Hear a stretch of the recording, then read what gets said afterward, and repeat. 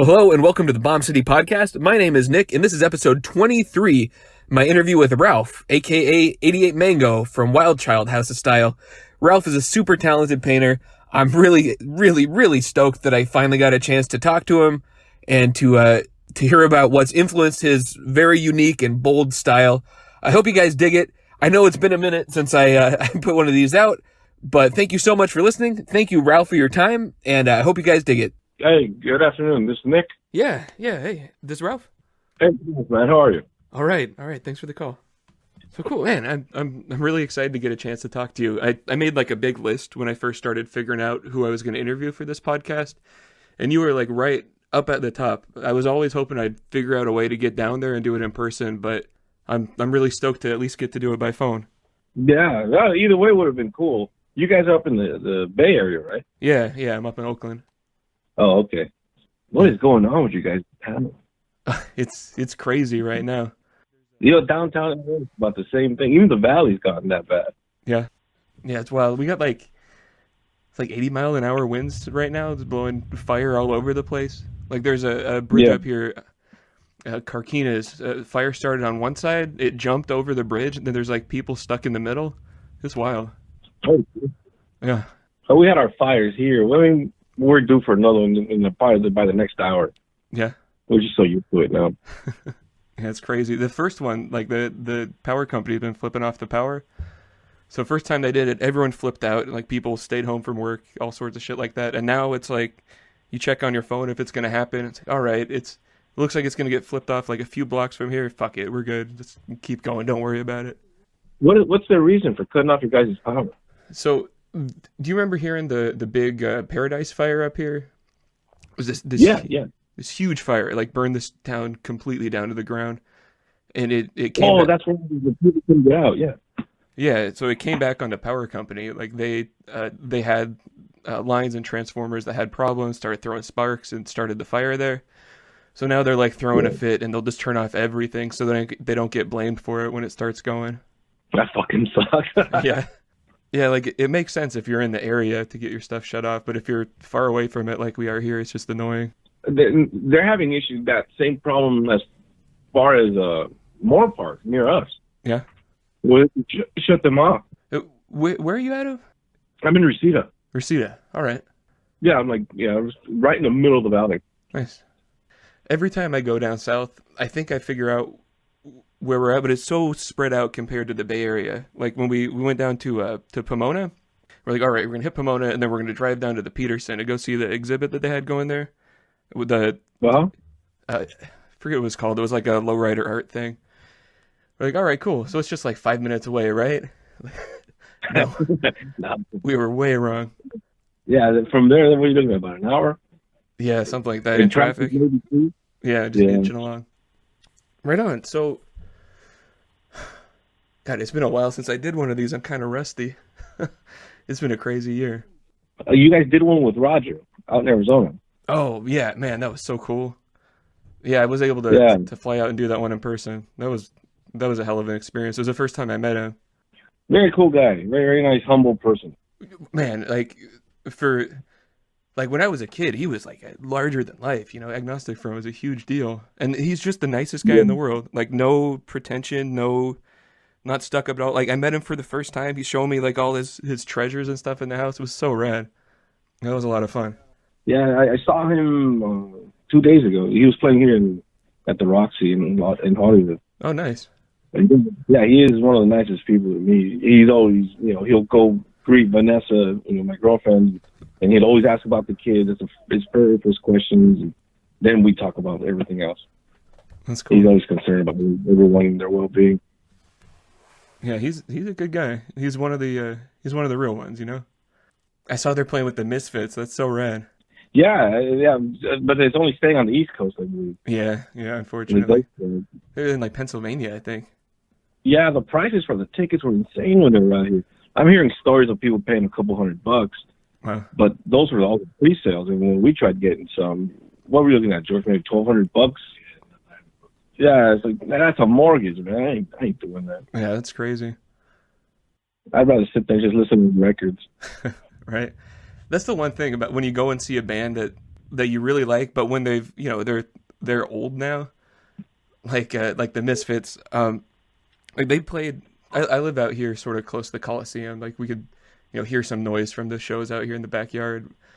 And I was like, man, it's so fucking expensive to get out there. But it's like, do you want to be there that one night where Danzig gets knocked down again or something? Like, it's like, oh man, I just don't want to be disappointed. Yeah, when those shows came up for sale, and I even told, my girl, like, we're going to go see them. Finally, we're going to get to see them. And when we saw the prices, we have a house, we have 2 kids now, and, our finances just can't go to what they used to before. Sure. And I was like, no. And then we started talking when we first got into punk rock was you could get into shows with canned food. Yeah. You bring canned food to feed the homeless, and you go to these midday matinees over at Headline Records, and these bands would play before the fire department would show up and shut it down. That's right. And that's equal to a mortgage. Is like, I'd rather buy the set of wheels and go watch this band play now. Yeah. It's crazy how fast that stuff changes. No, yeah. It's not expensive. I mean, you should always treat yourself to things you want. Yeah. And not at that cost. Who are you guys seeing back then? Back then, it was just local bands. I mean, there was no big bands playing. Every now and then you'd have, like the Addicts would play a lot. And then you'd have, here in the Valley, we have the Dickies playing a lot. What was that place called, George? Paladinos, yeah. It was right here near the house. And I believe one of them or some of them owned the joint. So they would, you'd be a 15-year-old kid sneaking in before you got caught drinking. Yeah. All the places are gone. All the good places are gone. We had that. We had Weber's. Weber's was a good place to go see punk bands play. You'd have a lot of the oi bands play there. Mm-hmm. But that place was into a college joint. It was a honky tonk at one point, college joint, and shit. Last I saw it was on Bar Rescue. Yeah. No, I was just saying about all these clubs. They're all gone, man. The Valley's changed. I really wish it would have stayed in the time capsule that it was. Yeah, everything's changing out here pretty quickly too. Like we're in a relatively stable neighborhood. It's mostly houses. Yeah. It's not like there's a bunch of open like warehouses around us, but not too far. Like I said, we're close to the ballpark here. And like, everyone's pulling out right now. Like the Raiders are going to Las Vegas. The A's, I think they're going to move downtown. And and Warriors are in San Francisco now. And the whole park over there is this big spot of real estate. It's like, 5 minutes from the bridge to San Francisco. And like some of the plans are to completely develop it, like new like live work spaces and stuff like that. It's this whole side of town is going to be completely ass up in a few years. I was in San Francisco like 2 months ago, and I never do the touristy stuff. I think one downtown is going to be like the next downtown, and it really is. But we jumped on the double-decker bus, and we got the whole inside of the city. They were telling us about the prices of the rent by the water, and then prices near the Tenderloin of all places. Yeah, it's unbelievable what people are paying. Oh, it's out of control. In downtown. Yeah, it's out of control, and you're paying almost $7,000 to just live and step on bum shit as soon as you walk out. Right. And San Francisco is small. It's like 7 by 7 miles. Like it's a tiny spot. There's like the Tenderloin. They have like, I forget what they call it, like upper Tenderloin or something like that now, where it's the same. Is it a nicer Tenderloin? It's just like a fairly gentrified part. There's like a bunch of art studios and coffee places and stuff like that. It's wild. Like not that long ago, like you walk down the street, you hop over people shooting up. Like it was pretty intense out there. It's out in the open when I was there. Yeah. Just like 2 weeks ago. Even at the park. What's that park called right in the center of town? Like Golden Gate Park? That's what it's called? Yeah, like they're living in the forest and all. Yeah. It's crazy. Yeah, because we have a preserve here, not too far from us, and they're always burning that place up. That's crazy. We were in San Francisco a weekend or two ago. Oh, there was a exhibit that it was like an Ed Hardy exhibit. It was pretty rad.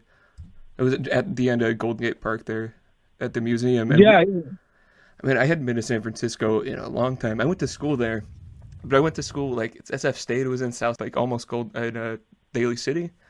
So I'd passed through the whole city, and I hadn't driven through it in a while. But man, it's Like everything is developed. Everything's a million stories high. Like you can hardly recognize the skyline now. Yeah, I went up there the first time in 2007, and we stayed in Oakland. I was working for a set company. I closed up a shop that I was renting from my dad, and jumped into the studio stuff, which is it's a better move. Mm-hmm. And they shipped us out to Oakland, and there was a small record store there, and that's where I started to pick up all the oi stuff. Because out here, you really can't find it. People are not into it. Huh. There's Headline Records, and we had Tang Records, but Tang had moved up to San Diego, yeah. And that's where we would hang out as teenagers. We'd hop on the bus and try to avoid getting mugged or robbed or molested by somebody in Hollywood. And anyways, so I found the stuff there, and a lot of the guys were driving into Frisco, and it was a bitch in town. But yeah, even now it's not what it was. Yeah, it's crazy. It's really hard to be like a working person and live in San Francisco.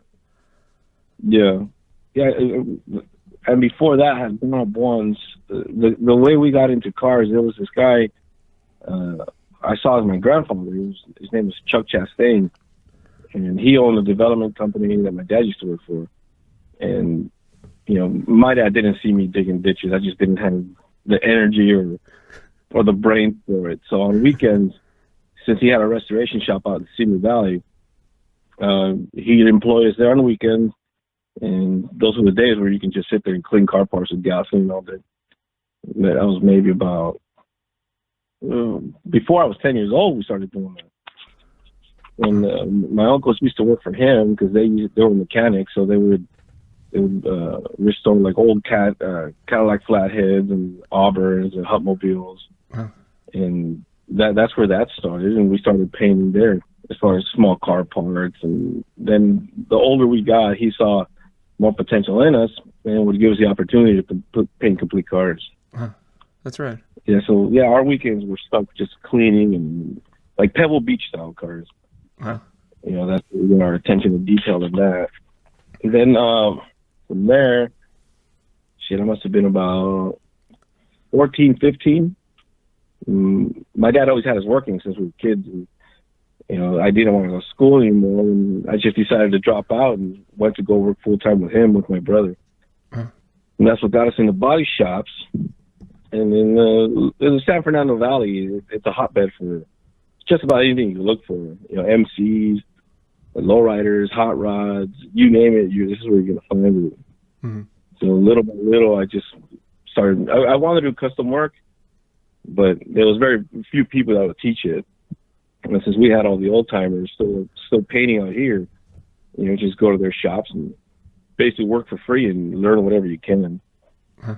Back then, were you already like familiar with like lowriders and customs, or was that something that you picked up from like a specific person or shop or something? Well, I think one of the first customs that I think I've seen when I was a kid. The Brunses, the Bruns Custom City, they built that 36 Black Dahlia and Jimmy Brun. Yeah, they live here in our neighborhood. Oh wow! So I remember seeing that car at Paso all the time. Yeah. They got a long history in this custom stuff. If it wasn't for them, a lot of the stuff would be dead.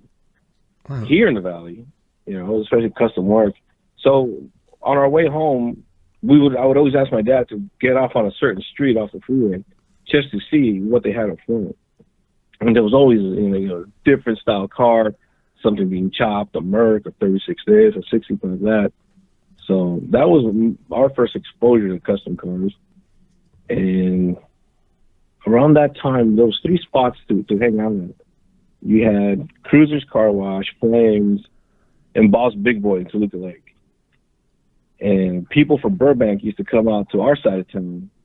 And that's when I first met Miguel Zarate. And at that time, he was from Pandilla de Lobos.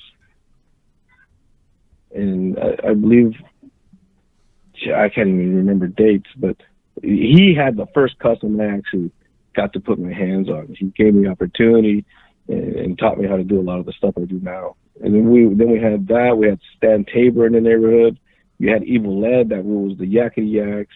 So anywhere you went on this side of the valley, because we grew up in North Hills, you wouldn't see too much of that.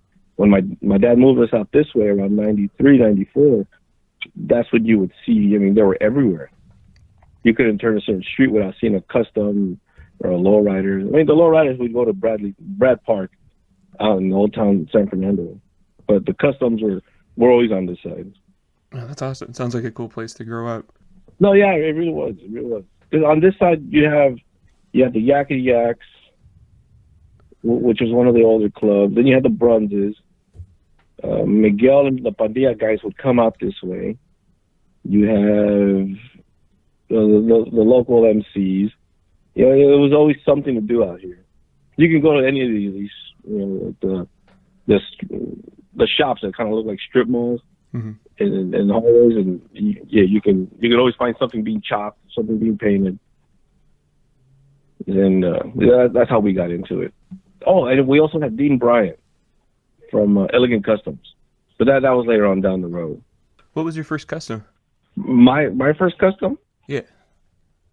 It was a car that I never got off the road because I towed it a little too much.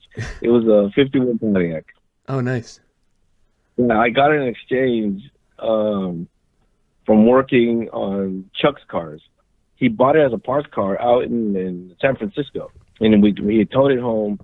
And he saw that I had interest in the cars altogether, and he said, "I'll give you this car as long as you keep your head straight and work on my stuff." And I said, "Okay." So we took it. There was a vocational school here where you would pay like $60 per semester, and they would teach you to do anything. But it was really just a place to hang out and chop up cars and, you know, do stuff we really weren't supposed to them and other people's cars. But yeah, and recently I saw it for sale. It was on, somebody had posted on Instagram. It was still in the same condition. You know how the Pontiac has a chrome strip on the hood? Yeah. I cut up a Cadillac and welded that, the pig, extended the rear quarters, because I really wanted it to look like Miguel's Camry. But it was a 4-door, so I kind of fell off the wagon on that one. I just kept moving on. Were you always drawn to sort of the more wild customs? Yeah, but no one was doing it. You know, even now, it's rare to see. So what I would do is I'd go to auto books or swap meets and just collect all these magazines. And to me, it was just a library of information. Yeah. So when I started doing my stuff, you know, I always had something to go back to. And one time, I had gotten a job. I was going to school, and I got a job at a 99-cent store stocking, you know, crap. And a buddy of mine had told me there was that Galaxy wagon. Remember that blue one that I had? Yeah. That wagon was sitting. Someone was living in it in North Hollywood in LA, and they needed the car gone. So I went to go look at it and reluctantly bought it. You know, I wasn't. You know, that car taught me to be a mechanic too. Yeah. And I started messing with that, shaving all the moldings, Frenching the taillights. I always wanted to graft a 61 Cadillac front end on that, like Winfield's Maybelline. And never got around to that part. But yeah, you know, all the magazines and people that I knew were just a huge library of information. That's awesome. Yeah, I grew up in the suburbs. I was pretty far away from like interesting car stuff, so my in was mostly through old magazines too. Like I'd see stuff that was, you know, when I was a kid, I thought car stuff all happened in LA, and that's why we didn't see anything in the Bay Area, because I was out like almost in the Central Valley. And then I'd pick up these magazines. I'd see like Bylon Customs in Hayward, and like DeRosa out in Antioch, stuff just all around the Bay Area. And all those guys were building the wildest cars back then. I remember, like, Bylon had this 56 that had, like, floating canted quad lights on it. Like, just...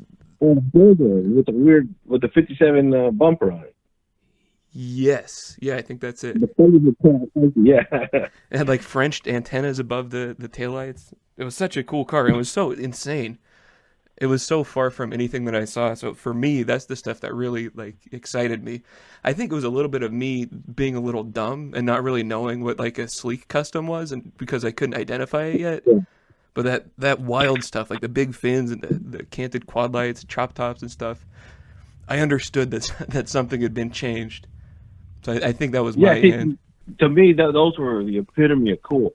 Everyone says, the customs and the lowriders. Yeah, I'm not going to argue. The purists will come attack. But I'm not going to argue. Yeah, some did come from Los Angeles. But to me, the cool stuff was happening in NorCal. All the cool stuff. Of course, you had Balon. You had Lucky 7. Yeah. Right? That's it. And before that, there were Acme Customs. It was Daryl Hollenbeck. Mm-hmm. I believe that's his name. Marcos Garcia and Johnny Yellow. And Winger. Yeah. And that little crew of guys, they built the most phenomenal stuff. They're untouchable. And you had that, then you had Zochi, and then you had John DiAgostino.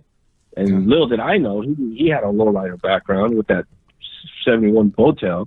Yeah. But to me, NorCal can't be beat. To this day, you guys top it off when it comes to customs. I love stuff from LA too, but yeah, there's something special, especially like some of those people you were talking about, like I call them like Discovery Bay or like on the Delta Customs, like Lucky 7 and all those guys. Yeah. Like I knew like where this stuff came from, but once I started going to shows, that's who you saw. Like when you walk into a car show, like up at the Cow Palace here up in Sacramento, Yeah. they'd always have their cars like parked out in the front, and they were just cool as hell. Like I think first time I went to the Cow Palace, I walked in and James Hetfield's Buick was there. I can't remember. Skylark? Yeah, what was it? Early 50s, purple. I think it had a white Carson top. Yeah, that's Skylark. Crazy pearl paint job. And I remember just staring at that and then like taking notes. Who built it? Where did it come from? That James Hetfield? Like, holy shit. And it was just, Yeah. then I was hooked. Yeah, it's incredible how much talent comes out of this relatively small corner of the Bay Area. I mean, it's not known for much. In fact, that's part of the stuff that's on fire today. It's up that way. Oh, that's the stuff that's burning today. Like now. I think Vallejo is burning right now, which is relatively close to there. But Yeah. I was always drawn to anything. I mean, anything on wheels, I'm going to support it. Yeah. Be it a 1% club or be it a regular car club or a social club. Shit, you can ride a unicycle. I'm going to support you. It's cool. But I was always drawn to the wild stuff, and you couldn't find it out here. And that was few and far between, but you always get that. We're from LA. I don't consider myself from Los Angeles. I'm from the Valley. Yeah, we are LA, but we're not. I decided that we're not. Yeah. But yeah, the wild stuff was over there. Other than that, magazines.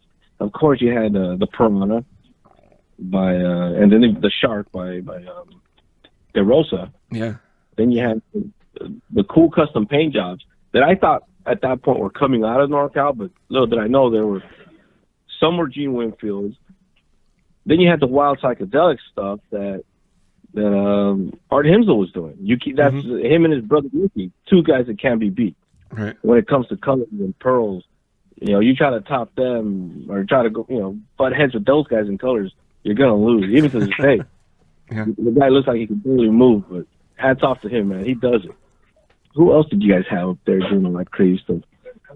Oh yeah. We had They had Lucky 7, but those were Marcos Garcia. That's another painter. Yeah, super humble guy too. Yeah, so that's a guy that I draw a lot of inspiration from when it comes to like nice, fine-tuned stuff. You had him. You had Art Himsel. Who was doing Andy Brizio stuff? That was Himsel, right? Oh, I don't know. Yeah, because he would do all the ribbons. I love those ribbon work. And you had Kelsey Martin on the East Coast. Out here, you have very few painters. You have Big Ed Mandrill, I believe is his name. He does the Cars for Lifestyle. Eddie Montanez, who is still painting to this day. Jimmy Olivas. I draw a lot of inspiration from those guys. Gary Baca of all people. Those guys, when it comes to colors, not so much Gary Baca. Gary Baca was doing pearls, and he went back to doing what he loves, which is drag boats. I've always said it. You want to see a lowrider paint job, you got to look at drag boats. Yeah. That's where they come from to me, you know. And Himzo was doing boats for Bones Notebook, and his son Cuddy, who still have a lot of the stuff. Yeah, I think paint wise, that's inspiration. Then you had Crazy Art Fullerton. Shit, I can go on forever if you got a few days. But around the time I got my wagon, I hooked up with a guy named Richie Munoz, which I'm still friends with, and he rents, you know, half my shop space.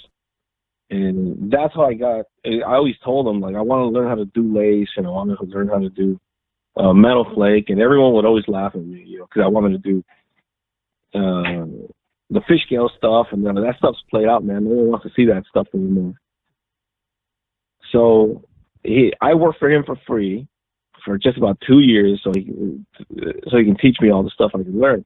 And I always spoke of this blue Chevy that was around town, because I didn't know him by name at the time. And he's like, "Oh, I don't know who that is. That's Miguel."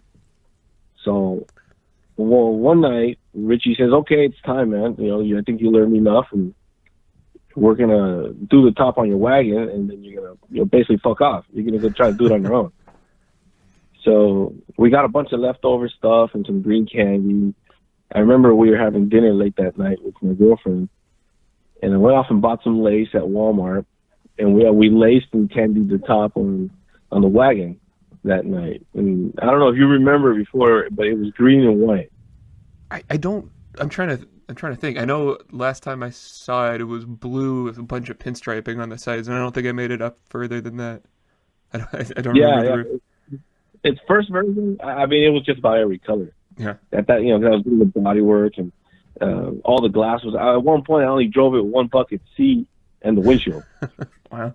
I drove around town everywhere, and everyone would think it was a piece of crap, but I was building my dream at the time. Yeah.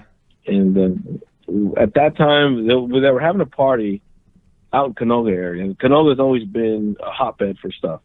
All the old painters were there, because Bill Carter was still there before he passed. No, Winfield was in Canoga as well. We were at the vocational school, and the teacher would send us to his place to help him clean the place up every now and then. Wow.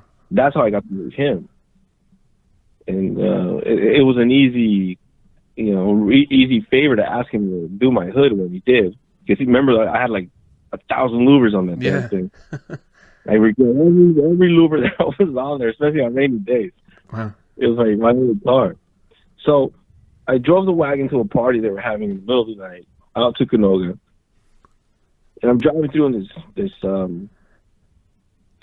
pudgy white dude runs out with long hair, and he's jumping in front of the car, and he's jumping all over it. And he says, "No, man, this is it. This is where it's at. People ain't doing this stuff anymore." And I was like, "All right, get the fuck away, creep." And we spoke for a little bit. It wasn't until the later that night. That's next day. Later that night, because he was working next door to the shop we were partying at. He comes over and he says, "Hey, man, I'm Walt Prey." Oh, wow. And that's when I got to meet Walt Prey, and that's when I just jumped in a little deeper into it. Just asking questions and harassing the guys. It wasn't something where they're like, "Hey, man, you think you can show me this, show me that?" No, I'm going to nitpick your fucking brain until you tell me to leave. So that's how I got to meet Walt, man. That was my first actual introduction. Before that, you'd always see him in the cruise nights with the 57 Nomad, and everyone knew the car around town. Yeah. But, when he said that, and he kind of gave me a thumbs up, and, you got to keep doing this and, keep it going. Yeah, it felt good, man. It felt like one of the true old school guys, the legendary, painter Gypsy Rose, tells you you're doing a good job. Yeah, that's awesome. And then, you start digging deeper, then you start buying, of course, all the Watson books. Anything you could find on Larry Watson. We had the internet, but it wasn't as cool as it was now. Right. Where you can type in a hashtag and you're going to get every paint job you want. Yeah. You have to go there and search. Oh, yeah. It's almost, Carter was just that. I was going to give me 1 sec on that one.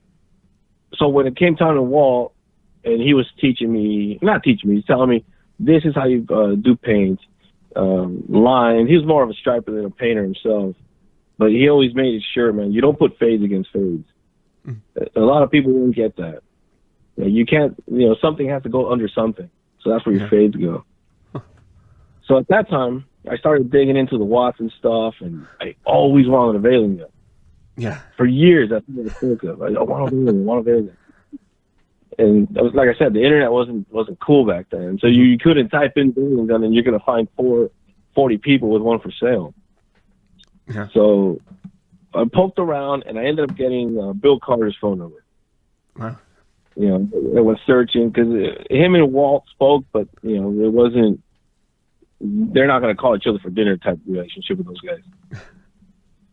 So I ended up calling them, and I love telling the story, especially my friends, saying that my introduction of Bill Carter is he answers the phone.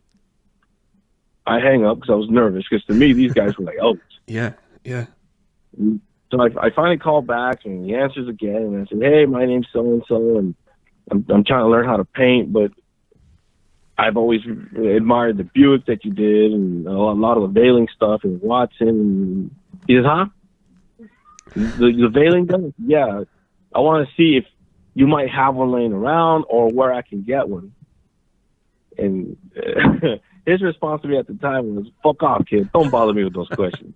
And he hangs up. I never fucking called him back. Wow. Never called him back, but I can say, yeah, I spoke to Carter on the phone. So I'm kind of a superstar myself. Yeah. Wow. And then later on, I because we went to his memorial, and Anna DeMarco was on the stage, whatever, and she had brought it up. And it wasn't until he finally noticed that a lot of people admired his stuff, where he kind of loosened up. He wasn't bitter. He just kind of loosened up and took a step back to see, he did inspire a lot of people. He was the best of the best. Yeah. If it wasn't for him and Steve Stanford, those guys were an amazing group. I mean, pair, not a group. Those guys were bitching. And the shop that I rent now is diagonal to where I'm in the same compound that place was. There's a lot of history there. Oh, wow.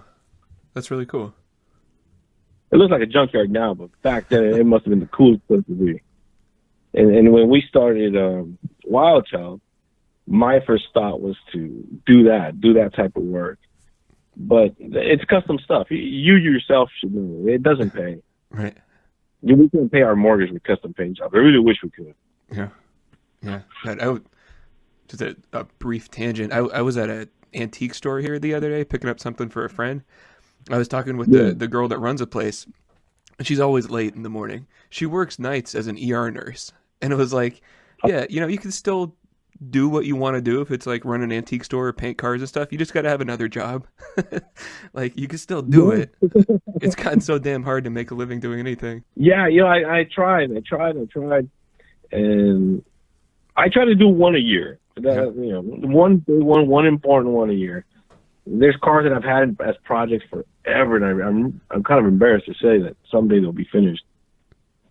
It was easier when I didn't have my two boys, but even then, I'm still working the same hours. I still should crank them out, but I'm really tired.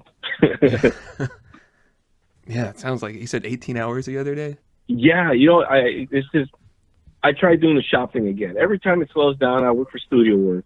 Yeah. It slows down, and I'm sitting on my ass for maybe 2-3 months. I pick up a metal flake job or, do some flames on this or whatever. But I finally got a job with the studios. I finally became a union member. But now I know the perks of being a union member. But yeah, so I'm doing 12 hours out in Santa Monica. And then I have to come out here and work at my shop till maybe 11. And that really, it only leaves about 2-3 hours of sleep. Damn. But it's almost a schedule. I've been on that same schedule for 2007, I believe. Once I jumped into the studio stuff, you start chasing that money. And now that I got kids, like I said earlier, like I'm just trying to be an adult now. I still party. We still party pretty hard, but I think this week I finally felt it. Yeah, I'm pretty old, man. It sneaks up on you. Yeah, when we saw, like I said, we saw Roger on Friday, and this band Prong came on, and they hit the bass and they hit the drum, just to present themselves out there on the stage. And my first thing to my girlfriend was like, "Fuck, that shit's loud, man." Right. That is loud. That's when I realized, okay, yeah, I'm fucking old. I don't know how Roger does it.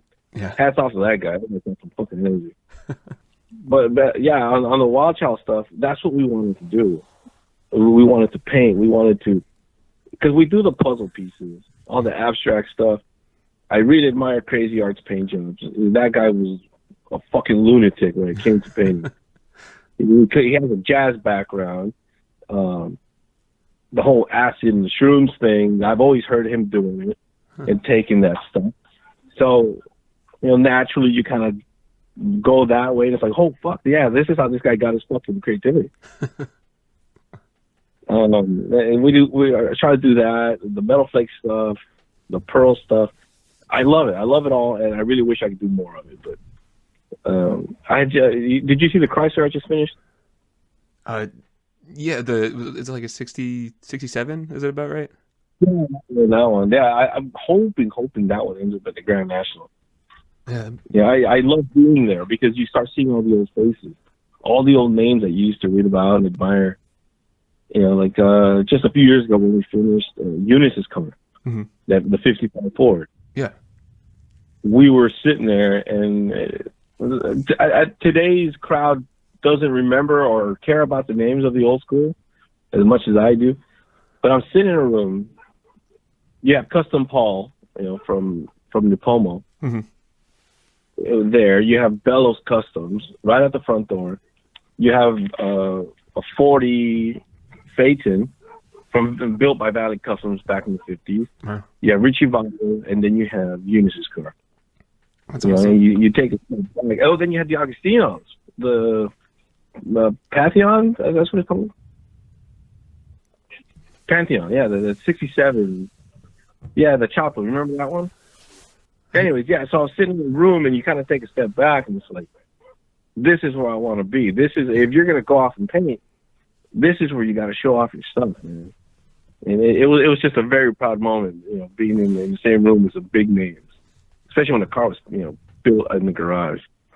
Yeah, that's awesome. I think year before last, it's been a minute since we went to Pomona, but I remember it was a year Roger's car was there. You had the two that you painted, the 66 and the 65. The two. Yeah, Rivers. 60. Yeah. And then, yeah, two Rivers. Like Frank's truck was in there. It was so fucking cool. It was like I think they call it the custom room. Yeah. Yeah, it's so fucking cool having everything in one spot. We were trying to get my wife's car down there last year or so. It just didn't work out. I think it would be a knockout. You can't beat being under those lights, man. It's those lights in those buildings make something about those paint jobs. It gives you such an amazing feeling being in there. Yeah. Like I always try to express to all my friends. I always get giddy even just talking about it. You can't beat rolling day because you're sitting there, everyone's cleaning their cars, you're helping this person, you're handing materials to a famous name, you're drinking beers. It's an amazing experience. It's something I want to do every year. That I should do every year, and I think anyone that's painting should strive for it, man. Yeah, it's really cool. We used to vend it at car shows, so we'd be in there for setup day, and sometimes you get to step out of the booth and go walk around and see what's what. And I have a bunch of pictures like this, like D'Agostino rolling in with a trunk full of rocks and dumping it out by himself. Like he might have a big crew working for him, but he's right there, like doing this thing by himself. Or like Starbird, like Windexing the bubble top. It was so awesome. It made it seem really accessible, like there's just one person doing his one piece of this, making this amazing car display happen. It's cool. No, yeah, as I said, Rolling Day, man. Rolling Day is the place to be. It's the one day of the year you feel like a fucking superstar. Yeah. you feel popular for 1 second that the guy that you looked up to for the past 20 years that doesn't even know your name is over there patting you on the back and saying, "Wow, you took a lot of time on this." Because the 65 had been painted 2 years before I decided to show it. Because at that time I had just gotten we got laid off from work, and I started working on the car here at home. And at first it was going to be a simple paint job, but I couldn't get. I was going through my magazines, and going through this. I looked for inspiration. I try not to copy. Mm-hmm. You know, I don't know, you know, oh, you took this idea from that guy, or this idea from that guy. That way, in the beginning, every time I would post my stuff, I'd always put the big names, you know, the names that I remember. You know, I'm drawing inspiration from Carter, Stanford, Santini, Kelsey Martin, you know, all the cool names, and hoping that someone at some point, you know, does their homework. Oh, well, who's this and who's that? Then you start seeing there's a little bit of all those guys in the paint job. So I couldn't find anything to do. And there's an old custom lowrider here in town that had been hiding since the 80s. I don't know it by name, but the owner and painters were Eddie Martinez and Jimmy Olivas.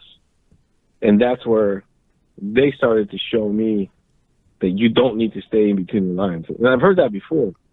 But to see something like a time capsule right in front of you, and it's showing you this is how it should be done, I mean, how it was done, it was really fucking cool. And that's where I get the idea to put like the color palette, like the rainbows on, because that was what they were doing.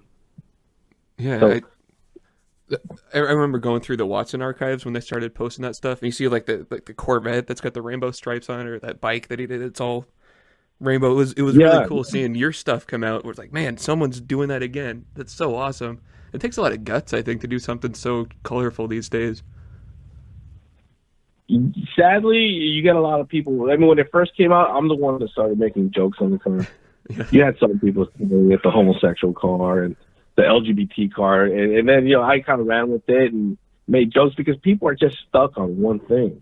Yeah, they want to do endless, and which is cool. I won't knock anyone's paintwork. If you've gone as far as even picking up a spray can, that's effort, you know. But people are stuck. They want what they see online. They don't want to do their homework. Yeah, you know, and I think it's a few guys. There's a few guys out there that I really, really think they're knockout painters. Right now is I think he goes by Sick One. He's out of Texas. He did a car for Jesse James, but his color use is amazing. You have him. You have Felix Designs. I believe he's in Vegas. You have another guy, Dino Styles. That guy, he actually found a veiling gun. It's just about veiling anything that'll stand still right now. There's a few guys that I can't think of the top of my head, but I look for the old school guys. So when I did the 65, I went to go see that car. It's a Capricer 76, I believe, and you can see one color change to the next, and above that is another color that changes to the next. You have gold going to orange, going to pink, going to purple, and it's like, what the fuck? How the hell are these guys doing it? You know? Yeah. I tracked down the painter. Turns out he's just on the other side of my shop. Huh. Like his wall is the wall to the next one over. Huh. But he just does baggers now, like those, you know, those are like caricature of a motorcycle. Mm-hmm. That's what he does now. And I start asking him. He says, "There's really no rules to any of this. It's either you do it or you don't. Like, well, you're not killing someone. All you gotta do is just wipe it right off and start over." So that's what made me do all the color transitions, because at that time there was a club that they were paying for called New Movement, and New Movement had all their cars that way. You know, there was some cars in LA that had flames, but I've always heard flames don't belong on a lowrider. It's a hot rod thing. Yeah. But Jimmy Olivas was doing it. He had a 69 Impala he had it on. They did a 65, a pearl orange 65 with a settling torch, you know, the soot smoke, you know. And you start looking at all the old lowrider magazines, and you look at locations, and it's all in the valley. The valley, like I said, had the hot rods and the lowriders, and they just mix those together. This is where you see all the custom cool stuff. I'm not saying LA doesn't have it. NorCal has it. New Mexico has it. But, you know, this is my neighborhood. This is where I believe it came from. And I'm going to continue telling myself that in case no. On the 65, you have the rainbows on the hood, which I should have taken them to the trunk. But that was I put that there as a thank you, you know, for showing me something to Eddie Martinez and Jimmy Olivas. That's cool. Huh. Yeah, and New Movement has an Instagram page. So if you ever want to go on there and see it, you'll see a lot of, the inspiration from those cars onto that 65. Now, and then when we did the 67, sadly that paint job is gone. But you remember what was Tommy Evil's wagon called? You remember that 4-engine dragster 67? Well, you remember the review, right? It had the fades going under the cobwebbing on the hood. Right. Yeah, that car I drew total inspiration from Carter work. Carter's fades, how they would go from dark to light. You couldn't beat that stuff. The webbing and the veiling, all that stuff, and the full metal flake paint jobs. It's just something cool. I mean, other than that, when we did the Chrysler, he wanted flames because I'm starting to do flames a lot, and we were sitting in the garage with Dustin at the time, and we made a joke. If you've seen it, the flames go forward on the front fender. Yeah, so we were sitting there, and as a joke, because I got stuck, I'm sitting there, I'm just throwing tape away, roll after roll. I can't get a design. Dustin's our president of our club of rumblers, and he says, as a joke, yeah, just take it forward. That way he has to go in reverse, and it seems like he's going fast. And we're like, all right, yeah. So we did the design there, and those style flames were more of it was a wall prey with a little Art Himsel touch to it. So they look almost cartoonish, a little cartoonish, and stuff like that. And another painter that I think kicks ass, and I'm sure he'll call me if he ever hears this, is Valdez. Yeah. Is it Valdez or Valdez? What is it? The two brothers. Alex and Junior? Yeah, Alex and Junior, yeah. Valdez. Is it Valdez or Valdez? Yeah, see, that guy is a fucking total knockout. Oh, yeah. That's one guy that really does his homework. I remember I had just gotten out of the Strays, and I was hanging out the Boulevardos, and I believe Junior was still in the Boulevardos. And it was me and my brother. We cruised up to Ventura, and you two are or were? I was. Oh, okay.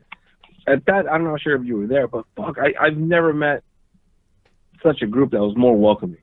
Yeah. And I told my brother, yeah, it would be cool to be part of these guys. And my brother's like, no, kind of stay away from the club thing for a minute, So I'm hanging out, and then Junior comes and talks to us, and we kind of hit it off. And he starts like, oh, yeah, I heard you're starting to do some painting. I was like, well, yeah, I just bought a house. I finally had a place to fucking do it at. And he's like, oh, you should link up with my brother. And then we started linking up with his brother.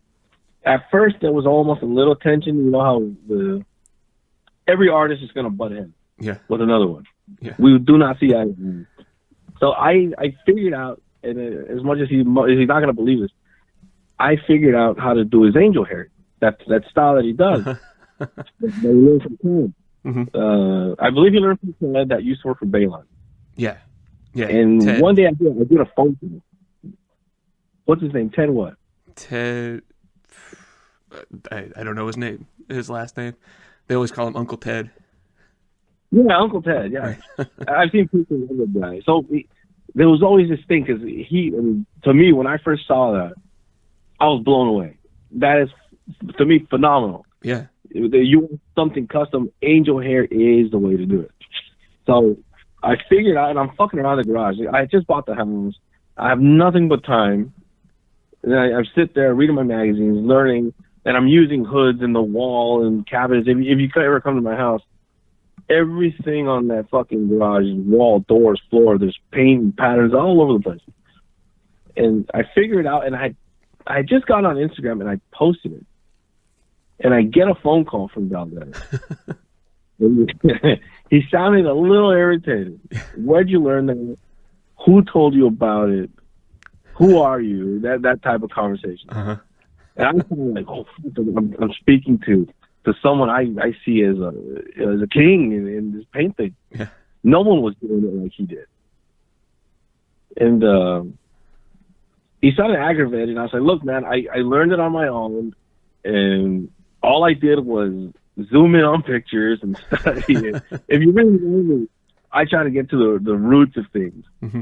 Being colors, being punk rock, name it. I'm going to go to the roots of things and work my way back up. So I study, and I couldn't figure it out. So I finally figured it out, and I did it on the hood of my brother's truck that I was painting at the moment. And not something I use as a pattern, just to see if it'll work. Mm-hmm. So yeah, he calls me, something a little irritating. Where'd you learn this? Do me a favor, let's keep this to ourselves type of conversation. And I was like, yeah, dude, like I'm not out to sell things, because Mm-hmm. I see a lot of people nowadays, they try to get into something to sell. Mm-hmm. They try to market it, which is fine. I have to respect people's hustles. But when you're passionate about something, that's where you start perfecting things. So I kind of let them know, look, dude, I'm not out to rip you off or rip anyone off. I'm not going to give this stuff away. I mean, whoever wants to learn it, yeah, I'll teach them, but you have to come here type thing. So he was like, all right, cool, bye. And he hangs up. And I was like, fuck, I just pissed off someone that I really thought was really cool. And little by little, we became friends. We kind of lost touch for a little bit, but we'd always talk online, and we'd always make it a point. I'm going to be at Moon Eyes. Meet me there. And usually I leave while he shows up, and till this day, I've yet to sit there and have a beer with the guy. Huh. And tell him, please don't be mad at me. Yeah, man, those guys. Go ahead. Sorry. Those guys are geniuses. I mean, both Junior and Alex. They're both so incredibly talented, and they're so deep in this. Like you said, they've got firsthand Ted right there who taught him how to do the real stuff. It's funny when you were talking about the veiling gun earlier. I think it's been long enough for me to talk about it, but Junior had a veiling gun. I don't know where he bought it. I don't know any of those secrets, any stuff like that. But he gave it to Alex and Mario, and they were messing around with it. I was over at Mario's shop when we were getting ready to either do the 57 or my old Buick. I don't remember, but he had these little swirls all over the place. I'm like, oh, fuck, you guys figured it out. Like, let me see it. He's like, no, it's Junior's gun. He won't let anyone touch it. It's like, can we use it? I don't even want to ask him. I'm not sure that anyone's supposed to know that he's got it. So yeah, it's funny. Yeah, they like to keep the secrets. Good for them. I mean, they got a unique. But keeping we kind of sound a little arrogant saying I'm not going to show anyone else. But there's a reason now. I know why. I myself keep a lot of secrets for myself when it comes to painting. It's because no one taught us, man. We had to go seek it. Yeah. That's our passion led us to that. And nowadays, it's easy to just get online and, hey, man, I'm gonna send you a private message. Tell me where you got your stuff. Tell me how you did this. Tell me how much it cost. Wow. And so, no, man, I just spent just about a decade looking for something, and I just can't give it away like that. Yeah. Like I see a lot of the newer crowd. I'm not that old, 37. But I see a lot of people taking classes to paint skateboards to charge full amounts of money for paint jobs they can't do yet. Huh. That's weird. And that it is weird. I mean, it's cool. These people are selling skateboards and coffee mugs and whatever painted with cool lowrider paint jobs, but they'll see your stuff. Like with us, if Carter was still alive or Walt Prey, all the old names, I would never sit there and brag about myself. Yeah. And what I see a lot of the newer guys, they don't care about the old school guys. They don't care about them. They're old, they're grumpy, they're pissed off, they'll tell you to fuck off like Carter did to me. Yeah. But, go to the roots of things, man. You'll be surprised of the cool stuff that's hidden away somewhere as far as paint job and design. Yeah. I mean, I think it's because things are so easy these days. You can just look people up on Customrama or something like that and figure out where they started going. But for us, I'm 34, so I'll say we're just about the same generation. You actually had to go knock on doors, and like I had friends that just push a broom in a shop for free for a year to figure out how to do Bondo and stuff. It was different. Like, it's sort of forced that you have to have respect for tradition, otherwise you're not getting in, Yeah, and that's what I like about the rumbers. As far as New York, those guys have to have everything to a point. It needs to be traditional. Yeah. You can't have those stuff. You can't have certain things after a certain year. They go to the full core of things. And when I was in the Strays, that's what it was. Those guys were to the full core of things. But little by little, clubs start getting bigger, and people start going their separate ways, different ideas. Yeah. And I believe that's what happened with us. We started butting heads. No, this doesn't work. Yeah, that doesn't work. He's doing it better. No, I can do it better. So that's where you gotta have to. It's just a stepping stone at that point. I try not to see people I meet as stepping stones. I try to keep relationships as much as I can. Mm-hmm. But things have to happen for people to improve. Yeah. You just can't sit there and be stuck into something. That contradicts entirely of me. Hey, go back to the old school, but seek it. Seek it a little bit more. And I wish people would just kind of get off the internet for a little bit and go find some old magazines. You got some cool stuff. Even to this day, I'm discovering. Yeah, for sure. It's funny. There was a in the Boulevardos Club, one of their first support shirts. This guy came on from Japan. I don't remember his name's like Kotaro or something. He's probably some great builder from Japan. I don't remember who he was, but they made a support shirt that was real simple, had a wagon on it, 62 I think, on a rising sun. It said, "Learn from tradition, make a new style." And it's like a really simple thing to say, but it really does mean a lot. Like it's important to be rooted in tradition, but you got to do your own thing with it. Like you have to grow. Yeah, it's like you have to grow. You have to make things better. I mean, how would we look if we're just still doing blotchy candy paint jobs like they were in the late 50s? Right. I mean, go to a car show where people are playing the same goddamn rockabilly covers over and over and over and over. Like, it's boring, man. Like I said, back then I'd be in mosh pits and jumping off stages and busting my ankles and coming home wondering how the hell did my car get me home. And now, I'll just sit at a country bar and have a beer with my buddy. But yeah, I think tradition should be respected, 100%. As much as you don't like some of these guys, a lot of people will say, "Hey, don't attack him," even when they hear this. I wanted to, when I first started getting to this custom stuff with Miguel and who else was there at the time? Well, mainly those guys, the North Hollywood guys. Those guys, they knew what they were doing. Then you had Papa Wolf. You remember him? He had the Merc. He's still an active guy. He has a Roadster now. But one time I was sitting at Bob's, and there was this prize fighter known as Nico the Dragon. I don't know if you've ever heard of him. Mm-mm. But he had found an old chopped 57 Oldsmobile, and he grafted the nose to make it look like a dragon, and he put dragon hands on the side. Wow. And yeah, it's the most gaudiest thing on the fucking planet, but it was a custom car. Yeah. And this guy wanted me to work on the car, and I was like, oh, fuck. I made it to the big top. Little did I know, no one else wanted to touch it because it was a piece of crap.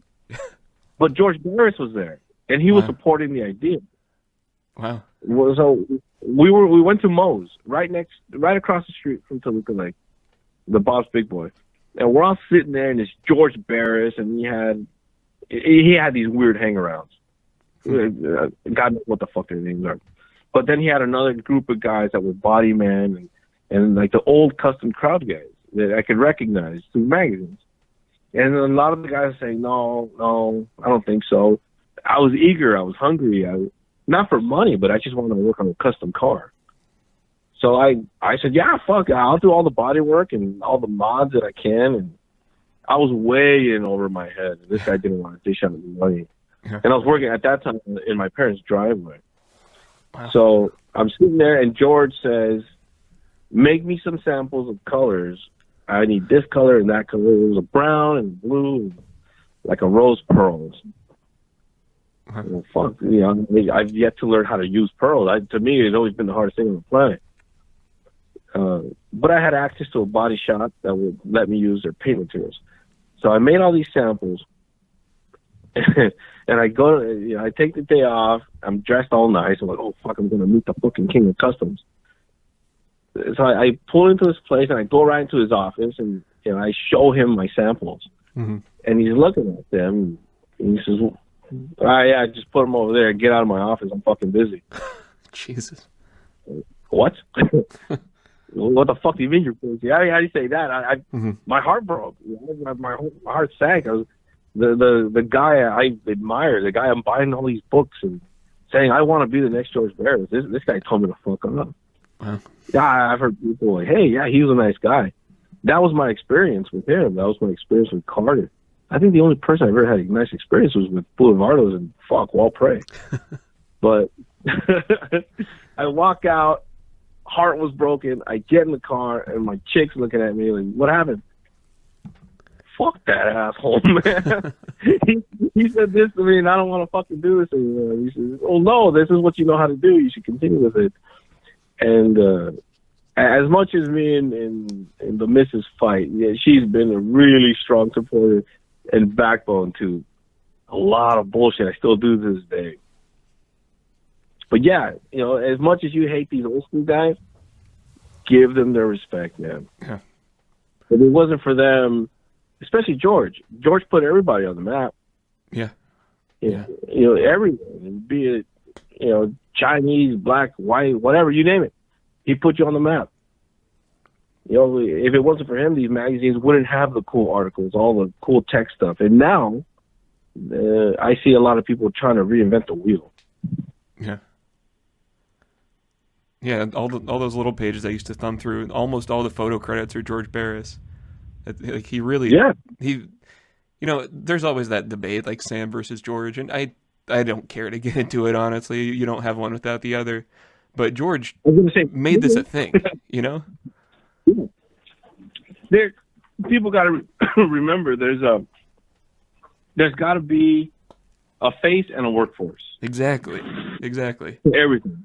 You can't expect George to sit there and grind and weld and paint at the same time teaching Junior Conway how to mix a fucking color and to still go off, take pictures, make magazines, set up shows. No, man, there's got to be a face and there's got to be a workforce. And I believe that's what a lot of us, I myself, had ignored in the beginning. I myself, I'm not too much of a social person, like I can't sit there. I'm having a conversation with you, maybe because you're on the phone. I think if we were face to face, I'd stare at you till you left. But yeah, like this guy made it happen. He put the books out. He put the pictures out. Yeah, exactly. I mean, that's another guy. I'm sorry to cut you off. Go ahead. No, happy to hear it. I'm just saying. I've made this same case to a ton of people. It's about showmanship. I mean, it's a show car. Someone's got to be at the front of it. And of course, like Jeffries deserves a world of credit. Sam deserves a ton of credit. Dakar, everyone that came through that shop is super important. But you can't write off George for being at the front of it. I mean, he was a showman, and the showman meant sort of a huckster for a long time. Who Roth definitely was also, but someone has to be at the front. Like imagine Tesla without Musk. It was just another car company. Yeah, exactly. You really think they want an ugly, hairy, smelly body man standing in the front saying, "Yeah, I did this." Right. No, you don't have a nice face up in the front. Right. George had a nice face. Yeah, you had him, of course.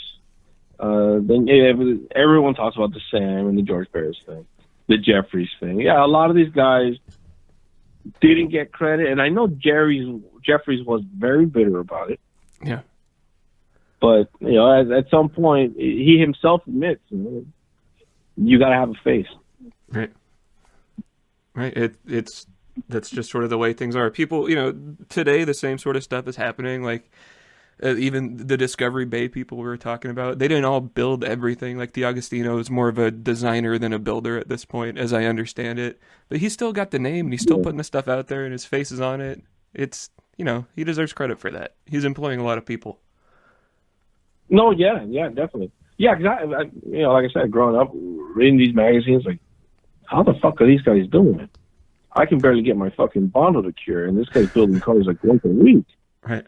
And then you dig into it, and it's like, wow, he had Lucky 7. And you start digging more and digging more.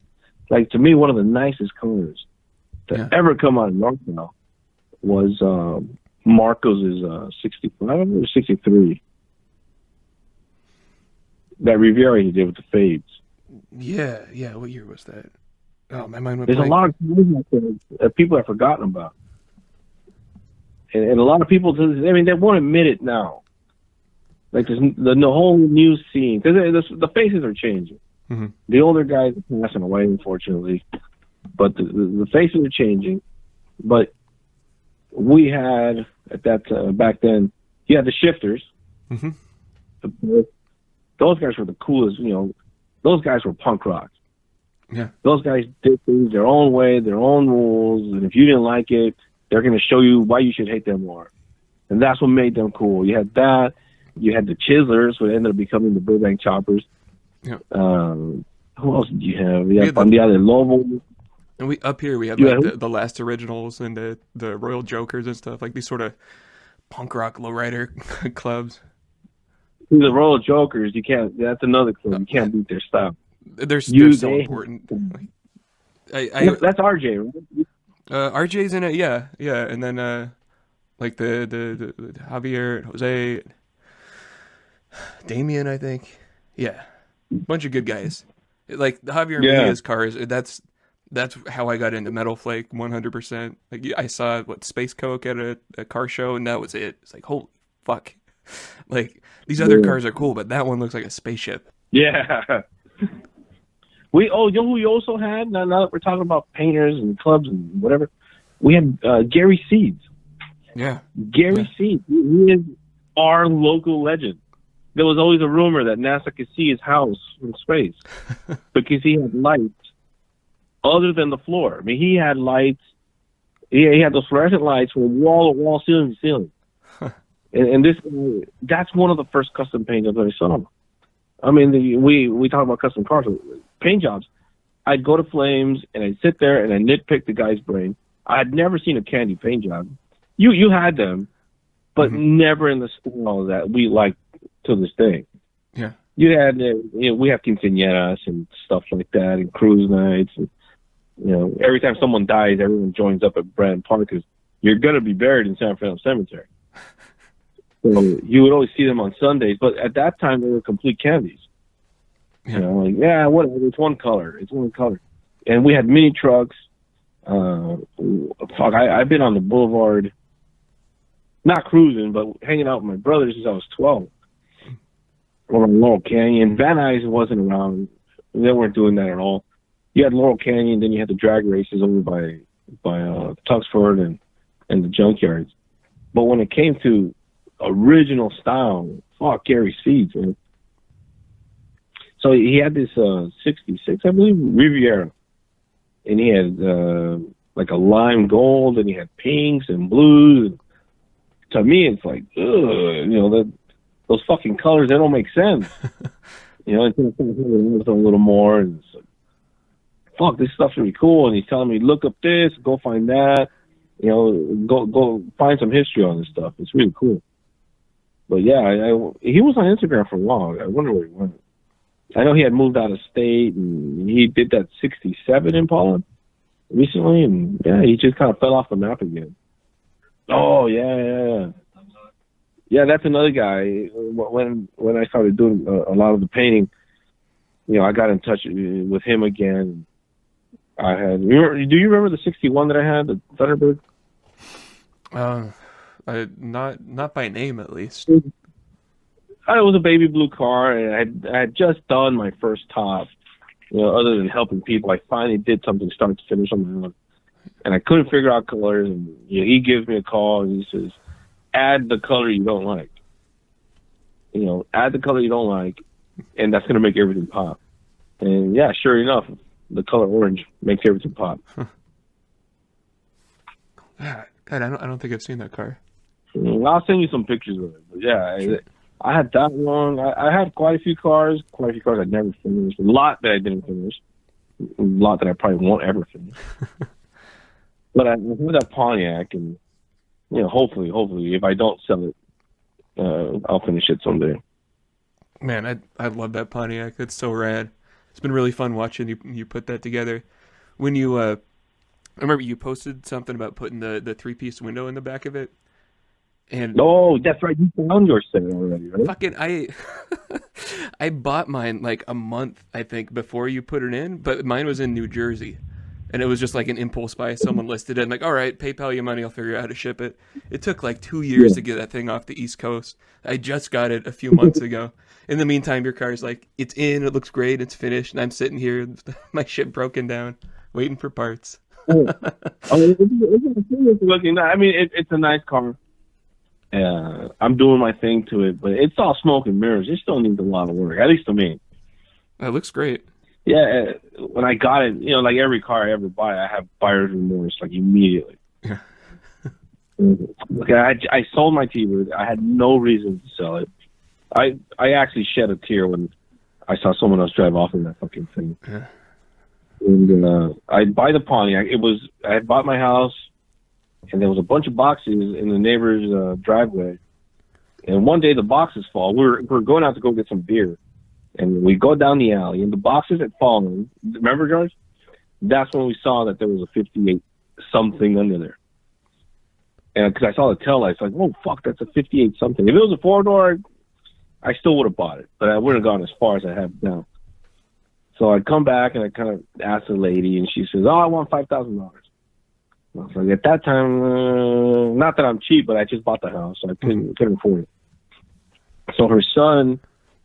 It was his car, and he got a job on an oil rig off in Louisiana, I believe.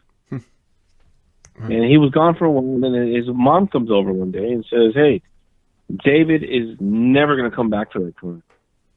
And I told her, I don't have any money at the moment. And she says, "Can you give me $1,000 in payments?" And I said, "Yeah, sure, done deal." Wow. So I gave him $200 that I had laying around, and I had just gotten a job offer to leave to Shanghai.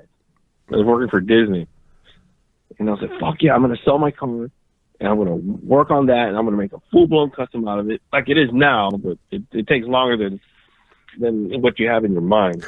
Yeah. So I sold the T-Bird, and I regret it. I still regret it to this day. I bought the thing, and it's like, fuck, I just bought a checkered taxi. That's what it looked like. It has a Bel Air top. It's an ugly fucking car. And, little by little, man, I just started doing my thing. I tell my brother, I want to chop it because it has a tall roof. Mm-hmm. I want it to look more like a Impala. So one Saturday, I got home from work and got the thing, and, it was chopped like a few days later. Yeah, it looks cool. It's a hardtop, right? Is it like originally a hardtop? I forget. Yeah, it's originally a hardtop. Yeah, my first chop was a 4-door post. So many goddamn posts to cut. It took forever. Eventually, I cut them out. You still have the car. What's that? You still have the car, right? Yeah, I still have it. It's a 2-door hardtop-ish thing now. Like, it doesn't have windows, but it doesn't have posts either. But yeah, that took a lot longer than I expected. I chopped it when I was 19, 20. Yeah. So it's been a while. Yeah, and I was working on it, and I chopped the rear window, and then I called the glass guy, and he says, "I will never be able to make a rear window for this thing." So I was like, well, how's everyone else doing? And I thought about it, like, fuck, I could do like a Moonglow. Because a Moonglow had a plexi rear glass. I was like, oh, I don't want to do that. But, so I was talking to Custom Paul up in the Pomo and harassing him about some shit. And he says, "Hey, man, they're going to chop up a 4-door Buick. Do you want the rear glass?" And at first I said, nah, what the hell did I need that for? I need the grill. I want the grill. Mm-hmm. So he said, "I'm going to cut this fucking rear window out. I'm going to hold it." And I said, all right. So I ended up going to Solvang with the family. And I said, hey, he's right up the road. So I went up there, and yeah, man, it was a legit 3-piece. And it got it for $200, I think. Yeah. And I thought, well, it's going to be an easy thing, just graft on. And no, I had to slice and dice that thing more than I did the top itself. Yeah, I still haven't figured out how I'm going to actually get mine in there. I think I want to bring the roof up Yeah, a little bit and try and just lay it down. yeah, because that's what I thought. I thought I was just gonna pop it right on, but to me, it looked like almost like a moon roof. Yeah. Like, 'cause the glass is huge. I ended up cutting mine down by 3 inches. Yeah, I was looking at And that. then, yeah, then the corners. Yeah, it's you're in for a rough one if you're gonna chop the glass down. Yeah. Yeah, I still have a plexiglass windshield, and I did plexiglass back window for a minute, but it never quite sat right. Like, I don't know if it's the curve of it or just I was using like the OEM rubber on it. It just wouldn't hold it well. It kept popping off at the corners. So I decided, Oh yeah, yeah, I'm going back to glass. So I figure I got a little more flexibility with the 3-piece. Maybe I can cut it in between them and lean it a little. I don't know, but they sure look cool. you know, and I had just finished the car in orange. And it was the day before the Grand National, and me and my buddy who stayed up till maybe midnight, and we were gonna drive off at like 4 in the morning, and we were so wasted, man. That day, we were painting and drinking, and 6 o'clock in the morning came around. The club had left, and fuck, we're late. So we go off. We had just done all the pearl and the fades on it. And we get to Pomona, but once we got off the freeway, I kept hearing a chatter. And I kept telling my buddy George, like, "What is that? What is that?" He's like, "It's nothing. It's nothing." Because I ripped the carpet out. Mm-hmm. It was all moldy and ugly. So I ripped it out. I was like, oh, maybe the carpet was covering the noise. You already had it. So we finally get to Pomona, and I pay the lady the $60. And for some fucking reason, I put it in park. Mm-hmm. I gave her my money, and she said, "Okay, here you go. Here's your ticket to get in." The car wouldn't move anymore. Jesus. So I like right at the gate. Right at the gate, man. And I was like, fuck. And I was like, hey, let me get my money back so I can tow my car. And she's like, no, you already paid. So George gets out and he pushes it, and I was like, oh, I'm going to park it here. I'm going to figure something out. And I never really got to officially show the car. Huh. So hopefully for this year, I actually drive it in. Even if I have to tow it. Right. But I'm hoping to change the color and do a bunch of other stuff. But like I said, man, I'm so fucking busy. I can't. It's rare for me to do something. Yeah. Do you see doing that as a finished car, or do you plan on just keeping it on the street? No. I mean, I would like to see it finished, but it's just I feel it's one of those things where maybe someone else could take it the extra mile. Yeah. I put it up for sale, and I got a few offers. You know, the normal offers. Hey, can you take a dirt bike and $500? Right. Oh yeah, too, man. And I put it up for sale, and you know, I get this little regret, take it down. And so now it's a bit. I don't know if you noticed on the old Instagram thing for a while, until I was told not to do it anymore. I would put people's cars up for sale. I saw that. Yeah. Like that Rivy 666 thing went up for sale a couple of times. Yeah. So I put everyone's car up for sale, and a lot of people started getting mad. It's just a joke. So now, when I really want to sell something, everyone just fucking laughs and LOLs. And like, no, I'm serious, man. I could really use the money right now. And they're like, but he's fucking around again.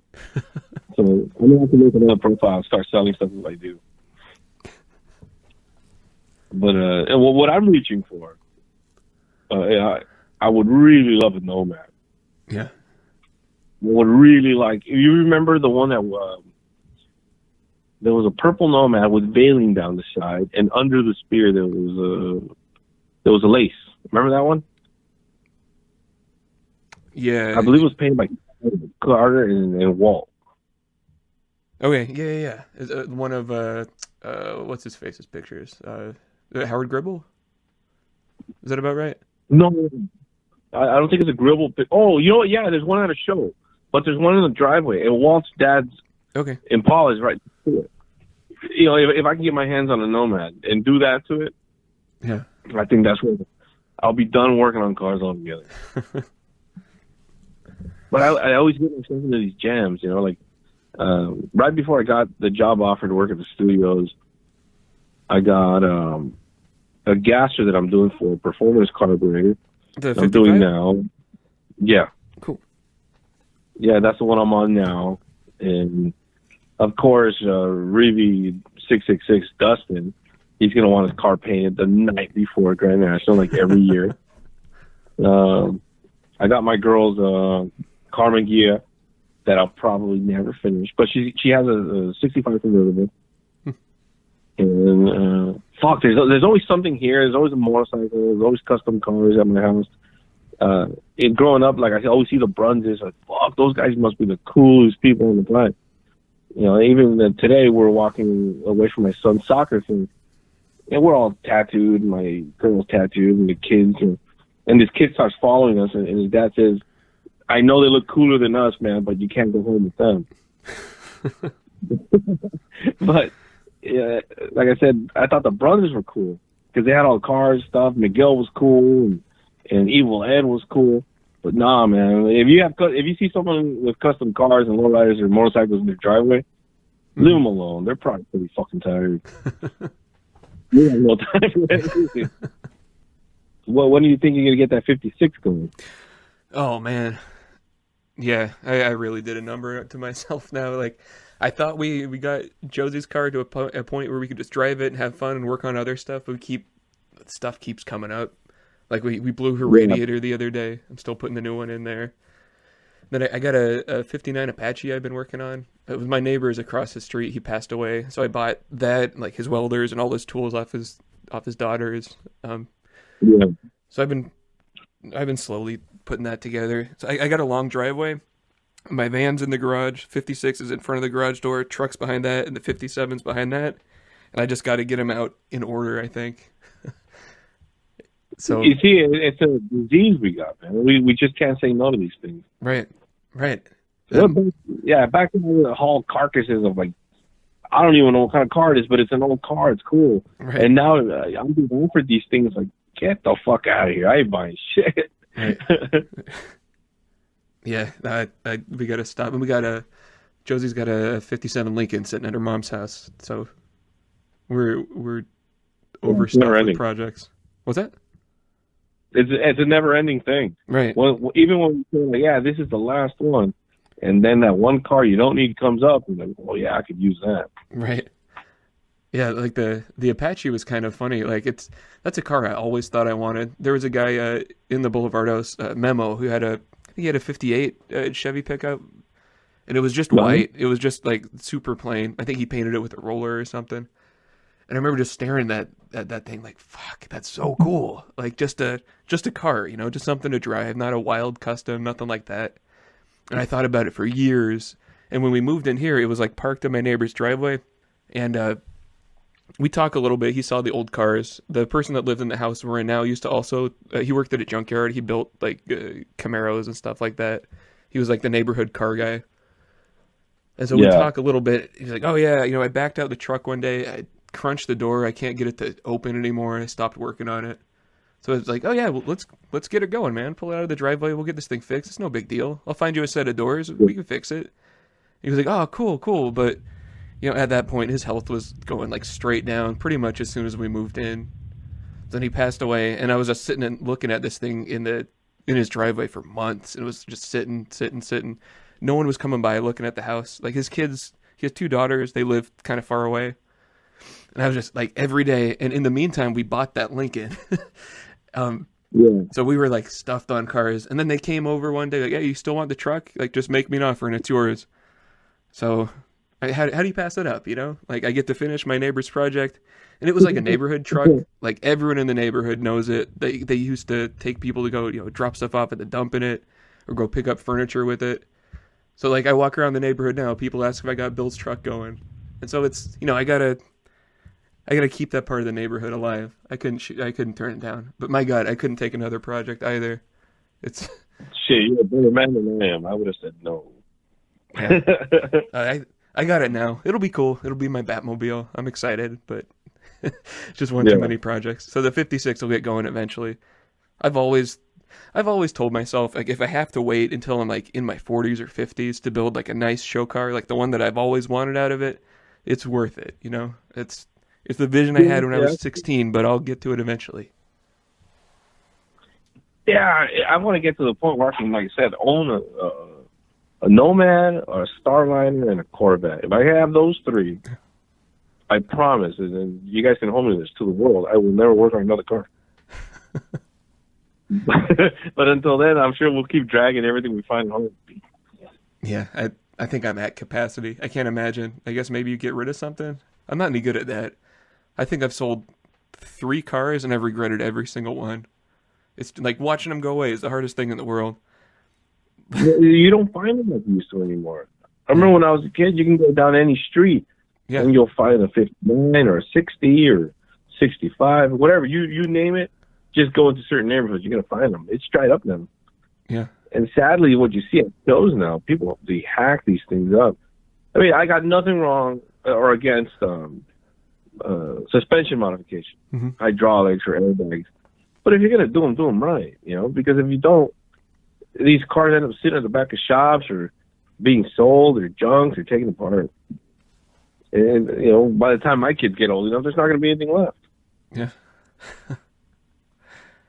God, I was looking at car stuff on Reddit recently, and I think the crowd there is like a bit younger than I am.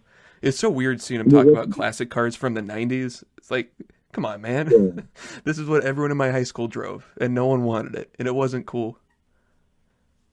What was Reddit? Like a social media thing?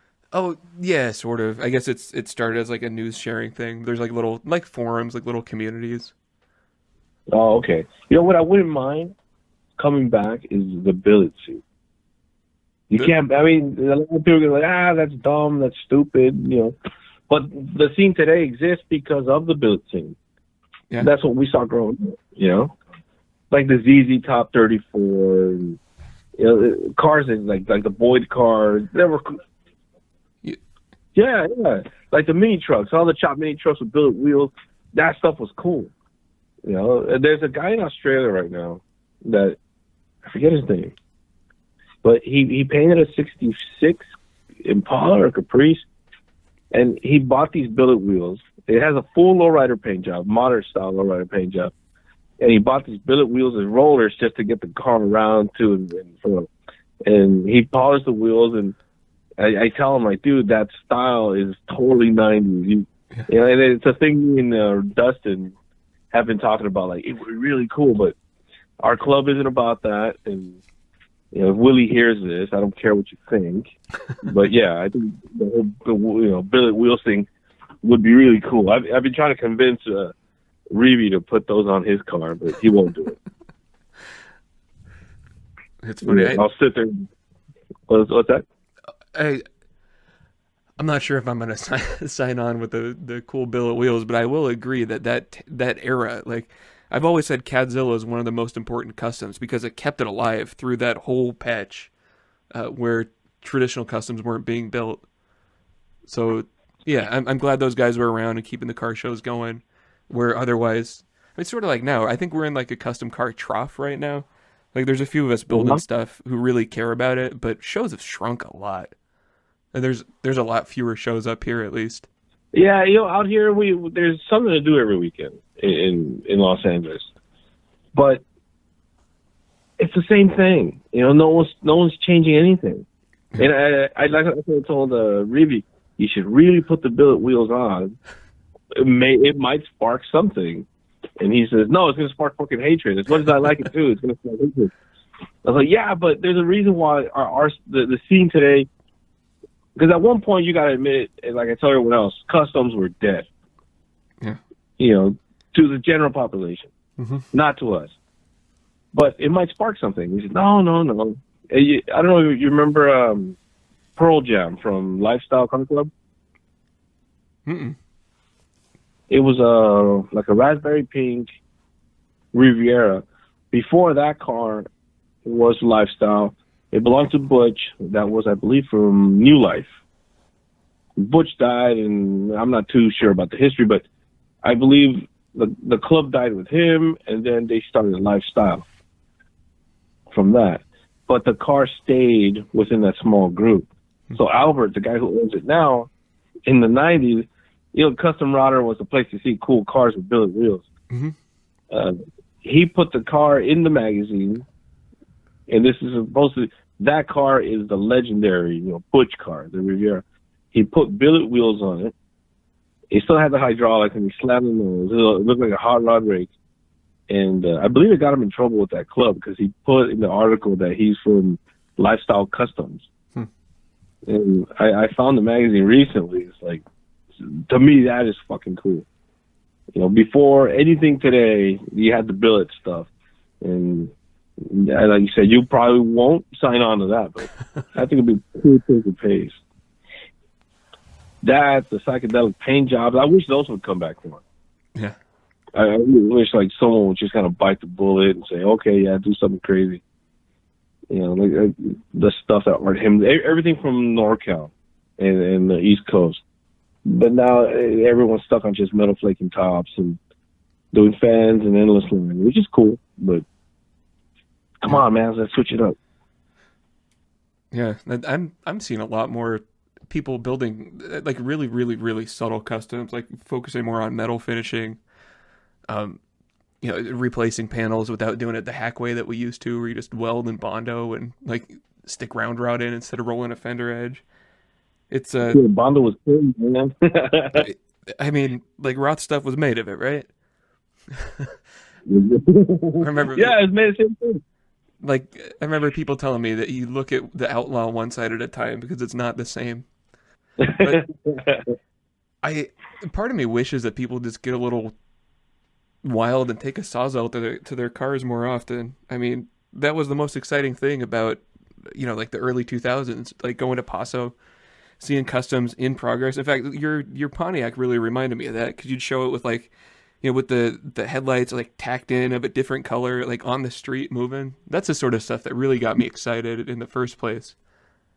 Yeah, that's the stuff we remember growing up. And when I went up to go see Paul, we always talk about the same stuff. And he always brings it up. The internet has ruined everything in the custom scene. Yeah. In the custom scene, in the lowrider scene, because back then we had it, but not enough. We had, of course, we had the ham, and then we had lay it low and all that stuff. Mm-hmm. But at the time, we couldn't work the computers anyways. But right. These shows would make us excited to go meet and greet and like, oh fuck, now you French the headlights, now you chop the top. You know, it kept the flame alive.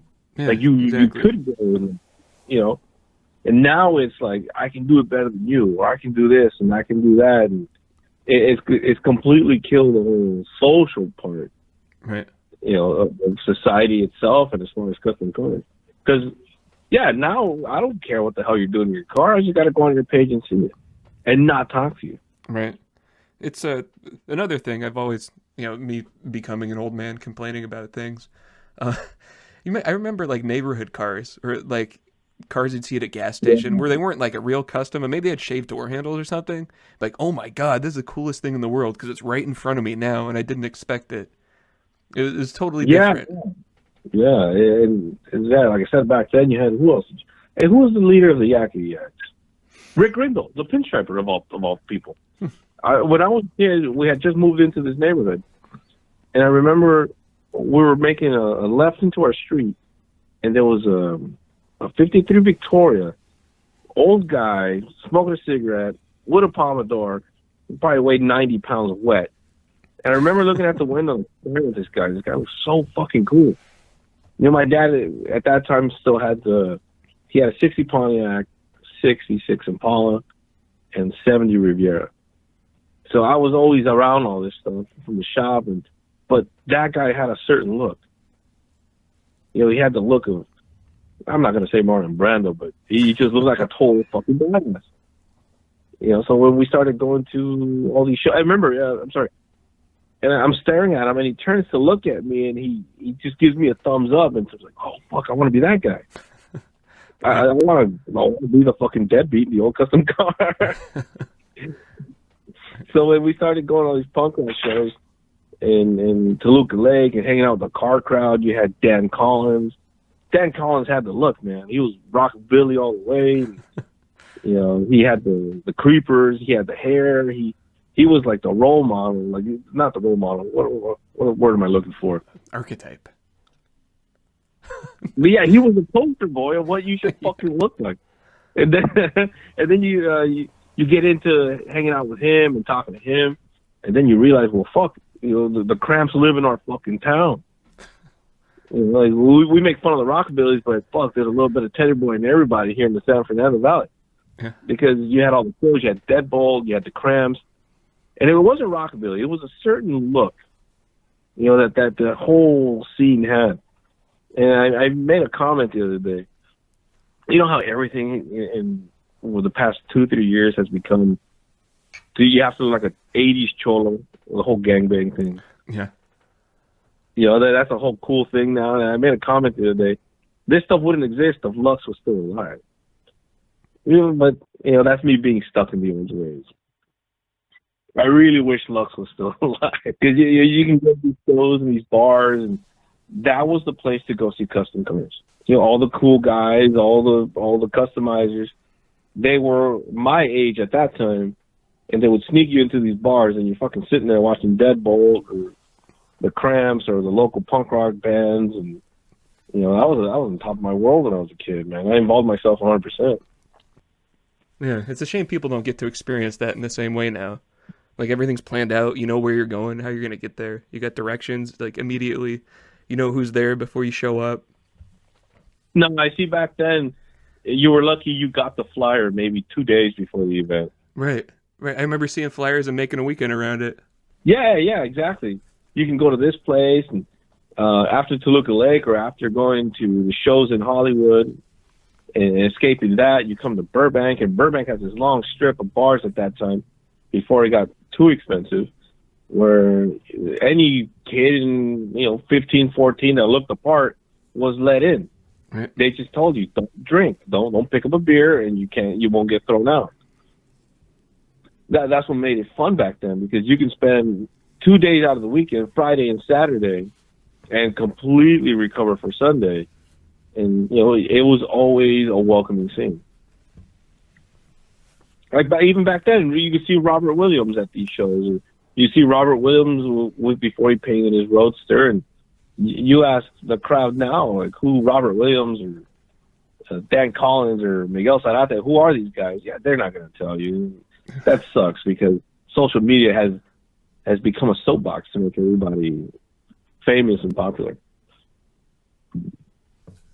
Where they don't care how much customize or how much paint you do. Give me a like, and that's good enough for me. Right. So it'd be really cool if there was a show where it took back to the roots of things. Well, at least our roots, after the billet thing. Yeah, we were just talking about this. How many shows have shut down up here in Northern California? It used to be something every weekend. There was a couple years where, when we were vending, like for our shop, we'd do something Friday, Saturday, Sunday throughout the summer, and now we're just really down to the big ones. There's like Billet Proof's a smaller show up here, but it's really hard to think of anything else. But you see, I'm right now. I'm saying, like, we should do this, we should do that, but now we try to focus on one thing. We used to do Moon Eyes. Yeah, I love Moon Eyes. I had been going to that show when it was still at the Sheriff's Academy. And before, people say, fuck the police. Like, nah, man, these guys are letting us drink in their parking lot. And then it moved out to Irwindale, but it's gotten such too much attention, which is all right. They're making their money, but they're letting anything in now. You remember back then, Flyers still had no Volkswagens allowed. Remember that? Right.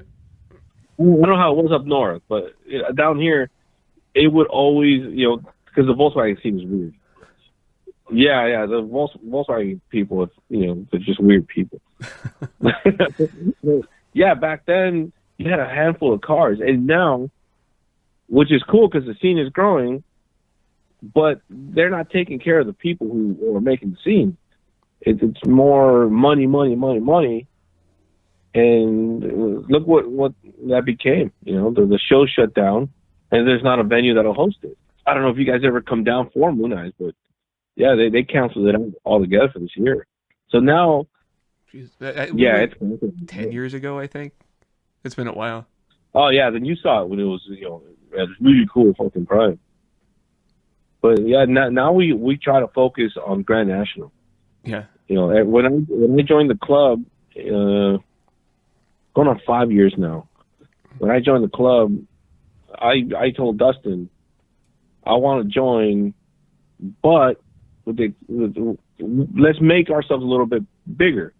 Not bigger as make ourselves better than everyone else, but let's focus on something. Let's put our eye on a prize for something. So that's what we try to do for every year, is do the Grand National thing. If I could do something like those 2 Rivieras every year, you know, that would be so cool. Yeah. We just, you know, you got to get some people on the same page, or financial, or their kids, which is understandable. Fuck, I'm almost 40 now. Yeah, but I still feel like I'm 16 and I work like I'm 16. But it takes its toll. But Grand National for us, that's our day. You got people from New York coming out, people that I really consider family, and you know. But I really wish I could hit more local shows. Yeah, I think to me, Pomona's like one of the last big car shows. I'd like to say it's Autorama up here, but Autorama's stuff that you saw at Pomona a month or so before. It's Grand National's like what's left. It's a great show. It's huge. It's for me too bad it's so far away, but and you guys have really made a big impression out there. I mean, when you walk into that custom room, you can't. I mean, like the Rivy's there, Jimmy's car's there, Roger's car. You guys made a huge showing there last time we were there. Yeah, and it felt great, and I always, after that we had a meeting about it, and we would really like to take up at least half the hole. But money keeps a lot of us from pursuing, Grand National. But it's a goal. At some point, it'd be really cool, to show the club all together in one hall. And especially since Willie from New York and Cheater Mike out of Cleveland and Roger, they're on board. They like the idea. There was when I first mentioned it, and there's a lot of people not into it. Because I had shown there before. And when I first finished the wagon, and then I did that Bronco for Flintstone. And that thing is so rad. I really wish he'd finish that thing. He still does the striping and a few other things. But I had shown there. And I always explained to Dustin. Dustin's always open to ideas. And that's how I convinced him to do the car in there and the Ruby. But, yeah, just trying to get people on the same page. Dates and family. You just can't interfere with that point. And hopefully, we get that Chrysler in there. And that's from another club that just started called Genocide. And I've been friends with him for just over 20 years. Huh. But I really wish he would just wait to show it at the show. Yeah. He's enjoying it. I mean, it's coming, but he's enjoying it. God, I'm just looking at the calendar. I can't believe it's November next week. So their push for GNRS is really starting now, huh? Yeah, if you didn't start last month, you're not gonna make it, man. You're not gonna make it. I mean, you can, because when we did the Riviera, the 67, 66, 66, whatever the fuck it is. When we did that in 30 days, start to finish. Crazy. 27 days. We started right after Christmas, and we still show up late. And we still send our registration in. No, we email the registration, and they had just already closed the books for like a month. And but luckily they liked it. They let us in. The morning of, man, we had to be there at like 6 a.m. We ended up showing at like 3 p.m. It's a thrash, man. It's a thrash that I enjoy and I really liked. So like I said, every year, hopefully every year. So. Maybe you should consider doing the 56. Yeah. One of these days. I'm really. I keep I'm looking at that windshield, just like, oh man, just take a weekend and start messing with it. But I'm so bad. Like I'll get like total tunnel vision on one part of a project, and then I'll get frustrated with it, and then I won't like it, and then I'll not touch it for like another year or so. I gotta focus on getting that truck out, and then after that I'll figure out what's next. But yeah, 56 would be fun. No, yeah, it's all the time. Everything takes time. And what I see now is a lot of customers being rushed. Yeah. And ever since Zochi died, that's one thing that kept everybody on their toes for these big shows. The Agostino Zochi rivalry, remember that? Mm-hmm. He'd build one, and he'd build one. You know, things were really cool back then. Yeah, I guess it's up to us to step up and fill that void. Yeah, you know what? But I don't know. Were things easier back then? Because I can't even find time to breed sometimes. Yeah, I don't know. It seems like they must have been. I mean, like housing goes up, wages stay the same. It has to be harder now. I mean, you used to be able to make a living swinging a hammer and be able to buy a house. No, not anymore, man. Yeah. Not anymore. The lady 2 doors down from me just made a living space out of her garage, and she's getting $3,300 a month for it. Holy shit! Wow. Back then, $3,300 could buy you at least 10 cars. Yeah. Yeah. That's true. That's a small block rebuild and some change, man. Right. Like even that now, like the mechanical stuff, and you know, a lot of people are trash talking. You know, the LS swaps, and it's like, man, if that thing can get you down the road reliably, and screw tradition to a certain degree, man. Those guys still run points. Yeah, I got points and everything still, but I've completely given up on judging other people for making their car reliable. You know, I've spent my time on the side of the road, and I know what I know, and I know what I like. But God, if an LS gets you there, go for it. No, yeah, like I'll tell anybody, even whoever listens to this, anyone that has a 394 that needs running, I can make it run. Yeah. Because these Fords have made me a great mechanic. Yeah. I mean, it. Like we took my wife's 57 up to the Grand Canyon right after we painted it, and the carb went out when we got up. When you go up to the Grand Canyon, you go like straight uphill for like an hour, and then you stop. Yeah. You level out at this like landing up there where they've got restaurants and hotels, and there's a gate to get into the Grand Canyon. So we're going up that hill. It levels out. It starts dumping gas everywhere. It stalls out. We end up pushing it in front of this like really expensive steakhouse, and the float sunk. So we were, 16, 17 hours from home. So I just, fuck it. I got a cab from the Grand Canyon to Flagstaff and back. I bought a brand new Edelbrock carb down at Napa in Flagstaff, put it on in the parking lot, open it, dry everything out, start it up. We drove it home. It's some people like reliability and some people are just used to dealing with bullshit. But I guess I'm just used to it. No, yeah, I was stuck on points forever. I bragged like, "Oh, I'm the best fucking dude to do set points." Once I got Petronics in that 61 that I had, I will never in my life buy a set of points. Actually, the 57 has a Petronics in it. That's right. So that one's still got it, and it's the most reliable. So there's probably something to that.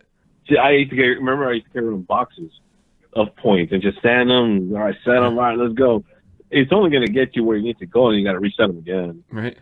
The stuff was built better back then. Maybe that's why they run points like that. Nowadays, it's all crap. Could be. Man, I got when I bought out my neighbor who had the truck, when I bought his tools off his kids. He was a welder, and man, I own my first set of Snap-on tools that I've ever had because they came out of his buckets, and man. Like, everything's nice. Like, the Snap-on wrenches have these little knurled things so you could turn them by hand. Everything's made in America. Everything still works. All the bearings are still good on everything. All the actions on, like, the crescent wrenches are nicer than they are now. I think it's just a quality thing from back then. Yeah, and then you buy new...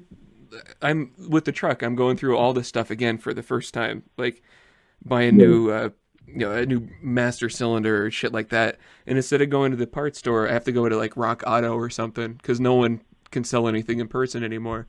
And now it's just cheap garbage. And it's like, maybe this will make it 6 months. It's just totally different. It's just all very disposable. Yeah, well, we had around here, we had Tampa Auto Parts. And there was a guy named Keith there, old man Keith. It was missing a tooth and he would whistle when he would talk. He was one of those last guys that anything you needed, even if you walked in with a part, he knew exactly what it was. You didn't let them know make, model, or nothing. You walked in with a greasy part, and he could tell you exactly what it was.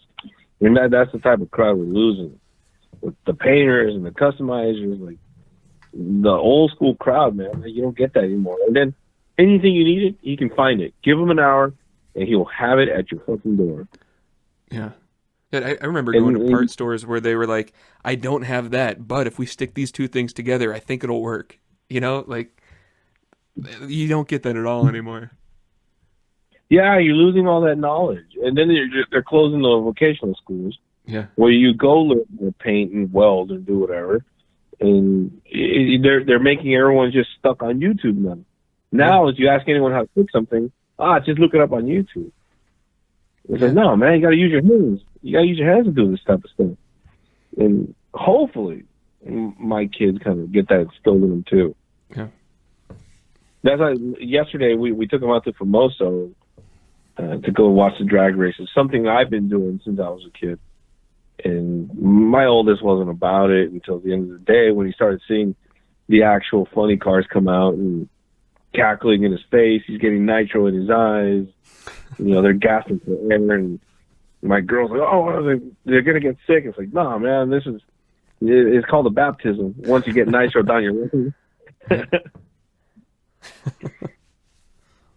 You need that type of stuff. Yeah, I try to involve them as much as I can. But you know how the story goes. Once you have a kid, they're not going to be into what you're into. Right. And hopefully they're into painting as much as I do. They seek it and they know it. But yeah, they if I don't get my Nomad soon, they better become lawyers or some shit and buy me my you know, it was cool back then when we were learning how to paint and do the metal flake, and we weren't learning. We were just fucking up everything. Yeah. You know, because there was no rule book. That you couldn't find all these books that they have now, or you didn't have companies. Now you could find 100 companies to sell you metal flake. Yeah. You know, 100 companies to sell you candies, and now they tell you how to do things. I remember House of Color, it had no instructions. Yeah. Yeah. You know, nothing. You bought the stuff, and if it worked, it worked, and if it didn't, that's your fucking problem. Right. It is easier now. I remember you had to go to someone's backyard and buy metal flake off him because there wasn't a store for it. There wasn't an online anything. Right. Well, I think up until the early 2000s, the company called Old School Flake held a copyright or something on metal flake, so you couldn't sell it under that name.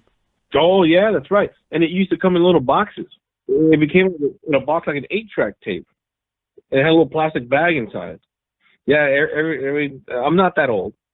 You know, sadly, I'm under the label of millennial because I was born in '82, but I grew up around the old school guys. You know, where you had to go seek, you had to go find it, you had to go barter, you had to tell them, "I'll do this for you if you give me this." I still have. You know who Ted Wells is? Oh God, the name's familiar. He's like the guru of all hydraulics. Okay. He does a lot of stuff for professionals out in LA, whatever. Mm-hmm. And I still have 4 bags of original flake that he used to make and sell. Wow. And it's a whole different cut, different chop. It's not like it's just a weird cut. And I'm just one of those things. I'm going to save that for like the old school paint jobs if I ever find time for it. That's funny. I had a friend in my hometown when I was younger. He was like the car guy in town. There weren't a lot of other people there. His kid Kyle, and I talked to him about flaking. I had this chopped Ranchero at the time, 63, and I wanted to flake the roof really bad. I'd never done it before, and he's like, "All right, yeah, but I got something." He had this jar of like the real 70s metal flake. It was all sorts of different colors, like browns and purples and greens and stuff. And I thought back then that's how you get like the rainbow look. Like, okay, cool. And so I took it out. He had a shop like right on the other side of the Altamont, and we painted it there. And that old flake does not pop at all. Like it looked like glitter, but had no sparkle to it whatsoever. It was just big and thick, and it laid flat. I think it was square. It was weird. We ended up redoing it. I was so disappointed. Like it was like we got the real stuff, you know. but it turns out the new No, polyester stuff's better. yeah, the old stuff sucks, man. Yeah. It sucks. It sits there. It doesn't sparkle. It doesn't do what it claims. It's when you see a lot of these guys nowadays saying old school this and old school that, and it's like, well, lacquer never shined, Right. like acrylic, right? So you can't say old school there. Old school style flake, your flake sparkles. That's not old school. Right. But no. Yeah, they don't do their homework. They open up a magazine, any Barris car or any Balon car, you're going to see swirl marks. You're going to see scratch marks. It was experimental. Look at the fades on Roth stuff. It's not good. Those weren't easy to spray. I mean, it's not even. It's got like little, it's got little like circle spots all over it where they started and stopped. It used to be really hard. Yeah. So now when I see stuff like that, I was like, see, that's raw. That's fucking cool. You know, these guys, they're making mistakes and they're not looking for you to praise their mistakes. But yeah, that to me that looks old school. That's pretty cool. Right. A for effort. You know, you're doing it. Or to me, one of the best painters out there, and he did few, he didn't do many, was Dick Jackson. Yeah, Dick Jackson. You had Larry Watson that did start. He did kick it off. You can't take it away from that guy. You had Larry Watson. You had Joe Anderson. What else did you have back then? A few that skip me at the moment. But you had those two guys.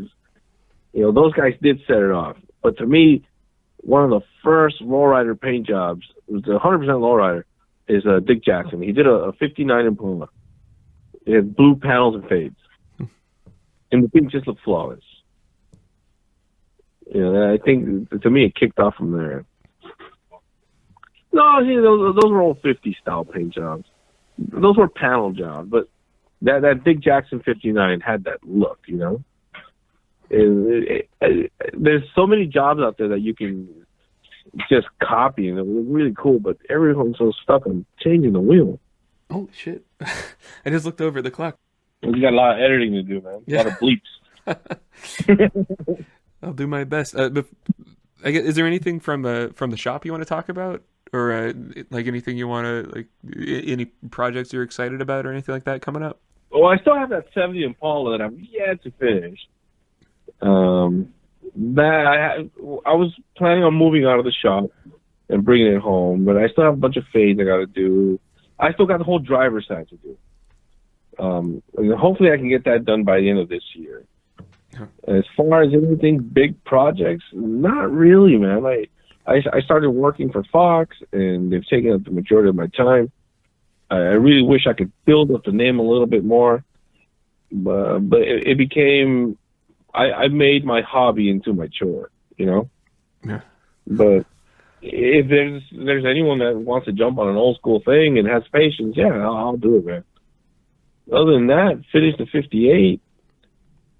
You know, buy myself a Nomad and never do cars again. You know, we are going to paint Reevy's car one more time, and hopefully he takes care of it this time. I wanted to. You remember? What's his name?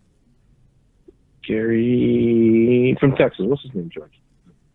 He did. Remember that 60 Impala? It's from Texas.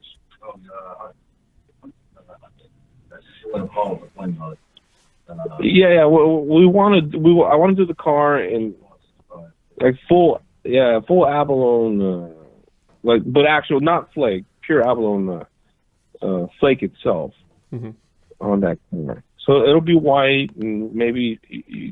Well, right now the paint job's just in base coats, but if we can do it from start to finish in base and clear, yeah, we can do that. I want to get that done. And you know what we do have too? A cool project that we're doing is a 67 Cadillac for a member of ours in our club that we Hollywood top and chopped the windshield. So that should be done for the national. Yeah. Mike Young 60 Impala. That's the style I'm going with on Reevy's car this time. But other than that, man, like the work has left very little time for the shop, and the kids getting older and they're in sports and they got a dad that is not active in just about anything that's not paint. So just trying to be that, and hopefully, we get more projects in at some point. Right. I just looked up that Impala you're talking about. That is red. It's got a very like a custom rudder feel to it. Yeah. So we want to keep it in that style, Cool. like early '90s. I mean, you could put billets on that thing, and it'll still look cool. So I just got to convince a few people it'll look cool. Rad, man. That'll be cool. Yeah. Thank you so much for taking your time and talking to me. I know you're busy, so I really appreciate it. No, thanks for hitting me up and letting me speak a few words and have a good time with you. Right on. Yeah, like I said, I was always hoping to make this happen in person. Maybe we'll do a part 2 or something someday. Yeah, you got any more questions? And fuck, I can probably get more organized this time around. And yeah, man, it was cool talking to you. Right on, man. Thank you very much. Yeah, you have a great one, man. Good talking to you. Well, all right, there it was. Episode 23. Thank you so much, Ralph, for your time, and thank you guys for listening. Man, this was such a blast to record. I know the audio's not great. I got a new home studio thing set up, and I'm trying to make this work for phone calls so I can get away from being stuck to just doing these interviews in person. As much as I love that, a lot has changed in the past year or so that makes that really difficult. My job has gotten a lot crazier than it was before. My wife is doing a new treatment for MS, which sort of knocks out a big chunk of the year for us to deal with that. And it's just sort of harder to get around and travel these days. So I'm really grateful that I still have an opportunity to do the podcast with the setup that I have. So I'm hoping to start cranking these out again. It's such an interesting thing to sit and have a conversation, and then for me to go back and listen to it over and over and over and try and cut this as best as I can. Whether or not it seems like it, there's quite a bit of work that goes into editing these to clean up the audio. And man, one thing that really sticks out, it's been a minute since I've sat down and listened to myself talk like this for a long period of time. And God, one thing that I do that really bugs me, and I hope it doesn't bug you guys too much, but I find myself, when something gets mentioned, something really specific, car, painter, builder, something like that, every time I hear myself, like going along, whether I know the answer or not, like whether I am familiar with what they're talking about or not, that's not enough. And I'm really not doing my job as a host by just letting that go. Like each time something like that gets brought up, when I listen to it the second time around, I kick myself like, oh man, that was a great opportunity to learn something, or to at least to get this information out to people who might not know what the hell we're talking about. So I apologize for that, and it's something I really want to improve about myself. One weird thing about doing a podcast is you really, it really allows a lot of room for introspection, because you hear yourself talking about things that you know and things that you care about. And if you're not able to fully communicate those, it makes you step back and think a little harder about this. Over the past year or so, I've gotten older. I'm on some meds that make my memory and my recall not great. In fact, it's one of my big hesitations in picking up the podcast again, is knowing that, my memory is it's just not as awesome as I'd hope it could be. And I'm a little embarrassed, I have to say, coming back in and not having my memory be right where I'd hoped that it was. But I'm going to try to take that ignorance and the curiosity and not run from it, but make that a part of this podcast. I want to answer those questions.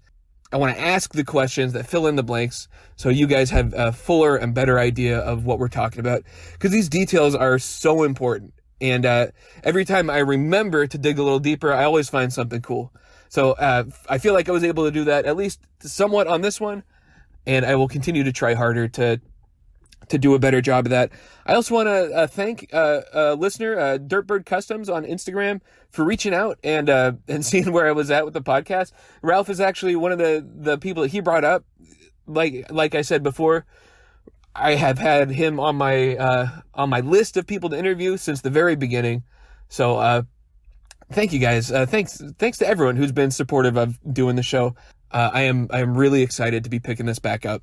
Anyways, that's it. Thank you for listening. We'll catch you next time on the, I still haven't come up with a closing statement. I think the most tempting thing here is just to cut it off